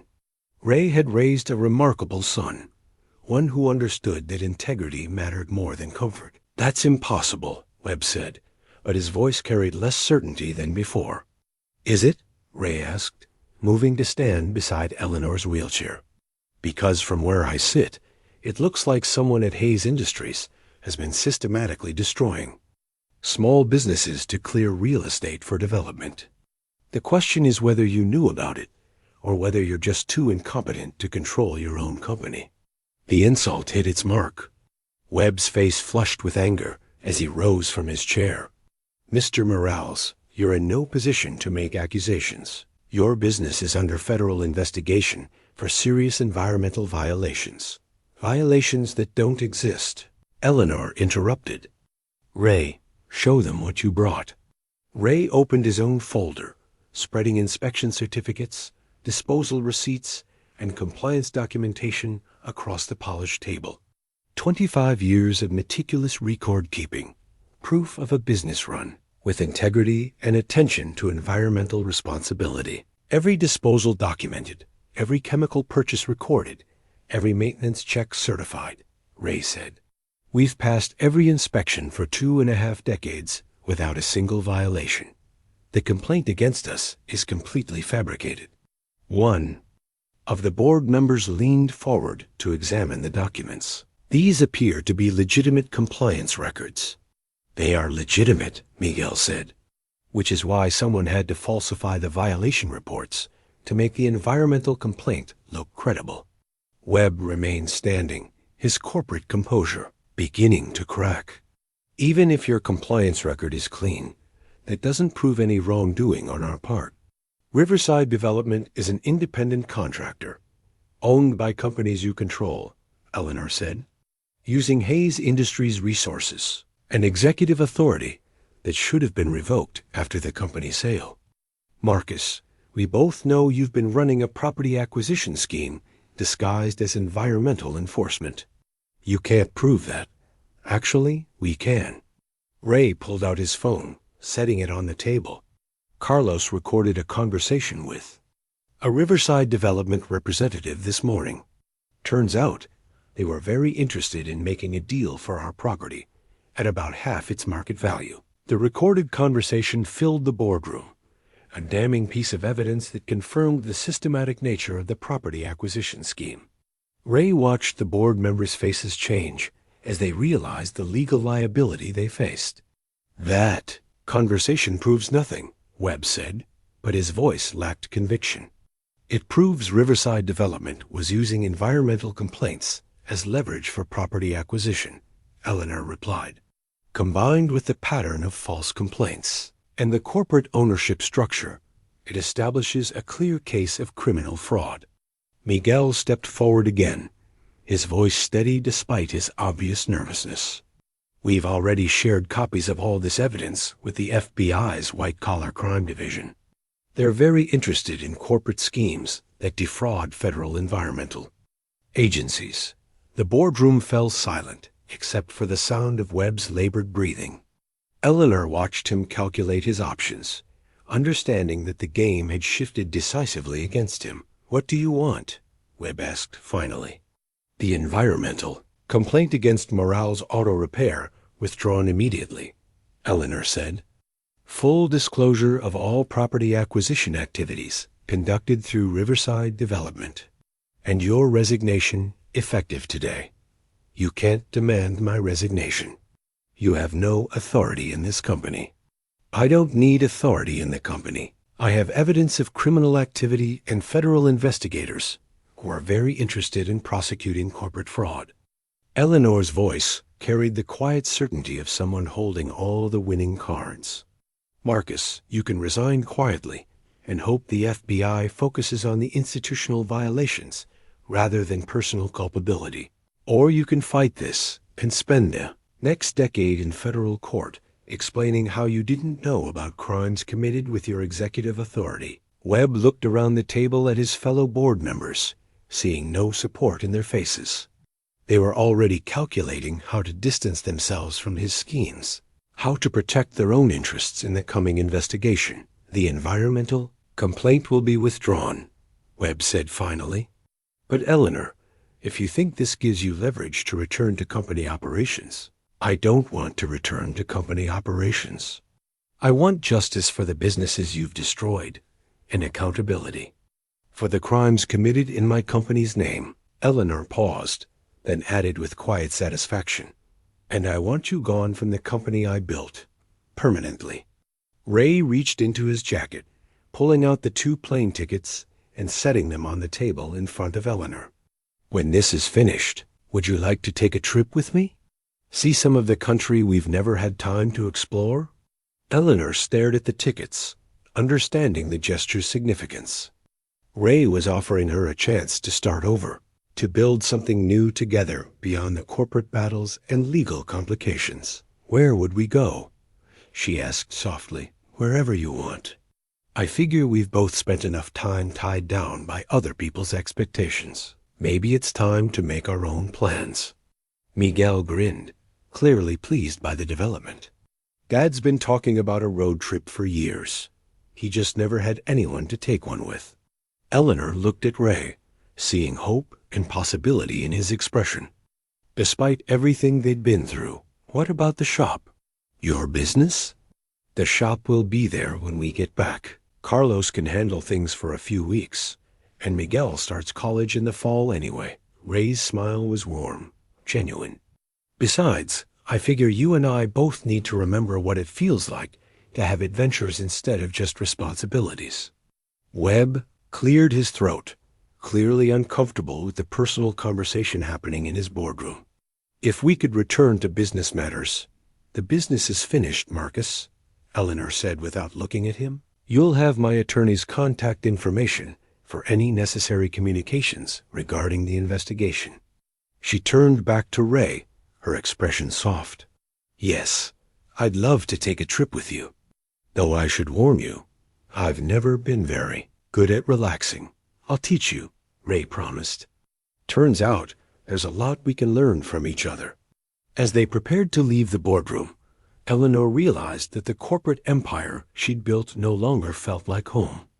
Home was wherever Ray and Miguel were, wherever honesty and integrity mattered more than profit margins and strategic advantage. The plane tickets represented more than just a vacation. They were the beginning of a life built on choice rather than obligation, love rather than ambition, partnership rather than control. Simple wedding bands lay side by side on the shop's workbench, their plain gold surfaces reflecting the afternoon sunlight that streamed through the garage doors. Ray had chosen them together with Eleanor at a small jewelry store downtown, rejecting elaborate designs in favor of rings that spoke to substance rather than show circles of commitment as honest and enduring as the love they represented. 6 months had passed since their confrontation in the Hayes Industries boardroom. 6 months of legal resolutions, business transformations, and personal discoveries that had reshaped both their lives. The environmental complaint had been withdrawn within days. Marcus Webb had resigned in disgrace, and the FBI investigation had resulted in multiple indictments for corporate fraud. More importantly, Ray and Eleanor had learned to build a partnership based on trust rather than necessity. The auto shop buzzed with activity as friends, and family prepared for an unconventional wedding celebration. Carlos strung lights between the hydraulic lifts, while Miguel directed the placement of tables borrowed from the church down the street. Mrs. Chon had arrived early with enough homemade food to feed everyone in the neighborhood, and David was documenting everything with the dedication of a professional photographer. You sure about this? Carlos asked Ray, adjusting a wreath of white flowers that Eleanor had somehow convinced him to hang from the engine crane. Getting married in a garage? Ray looked around the space that had been his second home for 25 years, now transformed into something magical by love and community effort. I'm sure. This place represents everything important to me, family history, honest work, the people who matter most. Can't think of anywhere else I'd rather start a marriage. Eleanor emerged from the shop's office where she'd been changing into her wedding dress, a simple but elegant cream-colored gown that she could wear comfortably in her wheelchair. Ray's breath caught at the sight of her, understanding anew how extraordinary it was to have found love at this stage of life. How do I look? Eleanor asked, though her confident smile suggested she already knew the answer. Like the most beautiful woman in the world, Ray replied honestly. Like someone worth waiting 55 years to find. Miguel appeared at his father's elbow, wearing the first suit he'd ever owned, a graduation gift from Eleanor that had sparked a brief argument about appropriate boundaries until Miguel pointed out that stepfathers traditionally helped with such expenses anyway. Dad, you ready for this? Miguel asked, straightening his father's tie with the careful attention of someone who understood the importance of the moment. More ready than I've ever been for anything, Ray said. You okay with all this, Mio? Really okay? Miguel's smile was answer enough, but he spoke anyway. Dad, I've watched you be lonely for 3 years. I've watched Eleanor be lonely for probably longer than that. Now I get to watch you both be happy together. Yeah, I'm okay with it.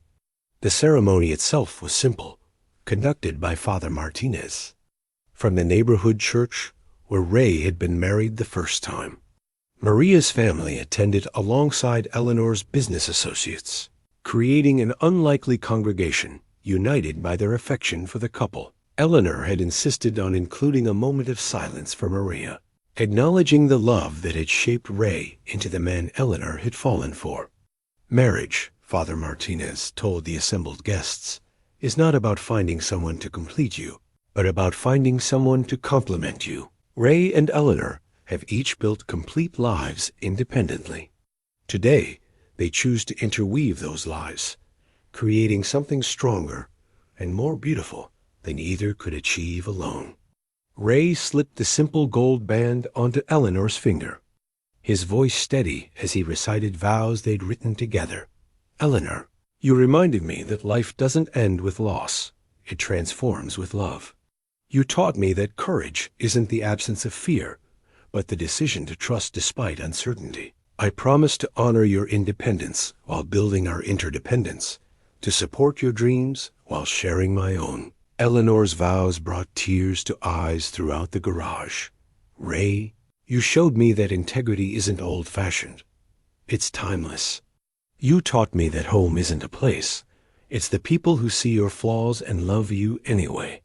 I promise to respect your past while building our future, to appreciate your strength while sharing your burdens. The kiss that sealed their marriage was gentle, reverent, carrying the weight of two people who understood the preciousness of second chances. As their friends and family erupted in applause, Ray marveled at the journey that had brought them to this moment, from a chance encounter at a rain-soaked crosswalk to a lifetime commitment made in the heart of his working world. The reception that followed reflected their blended lives. Eleanor's business associates sampling Carlos's barbacoa, while Ray's neighborhood friends debated investment strategies with Eleanor's former colleagues.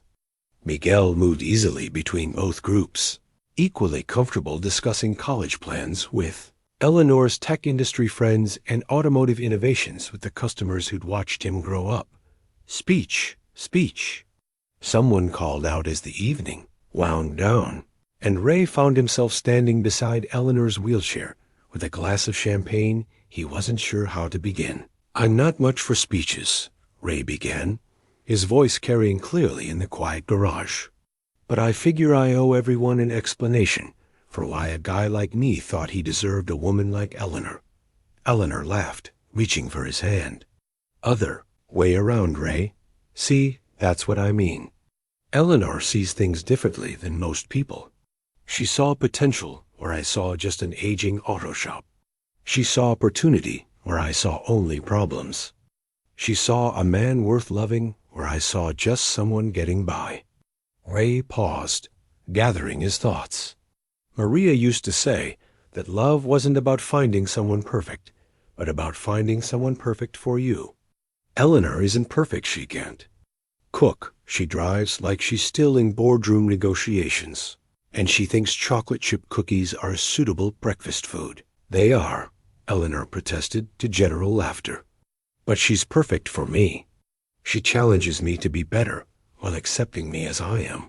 She makes me want to build something bigger than survival. Ray raised his glass.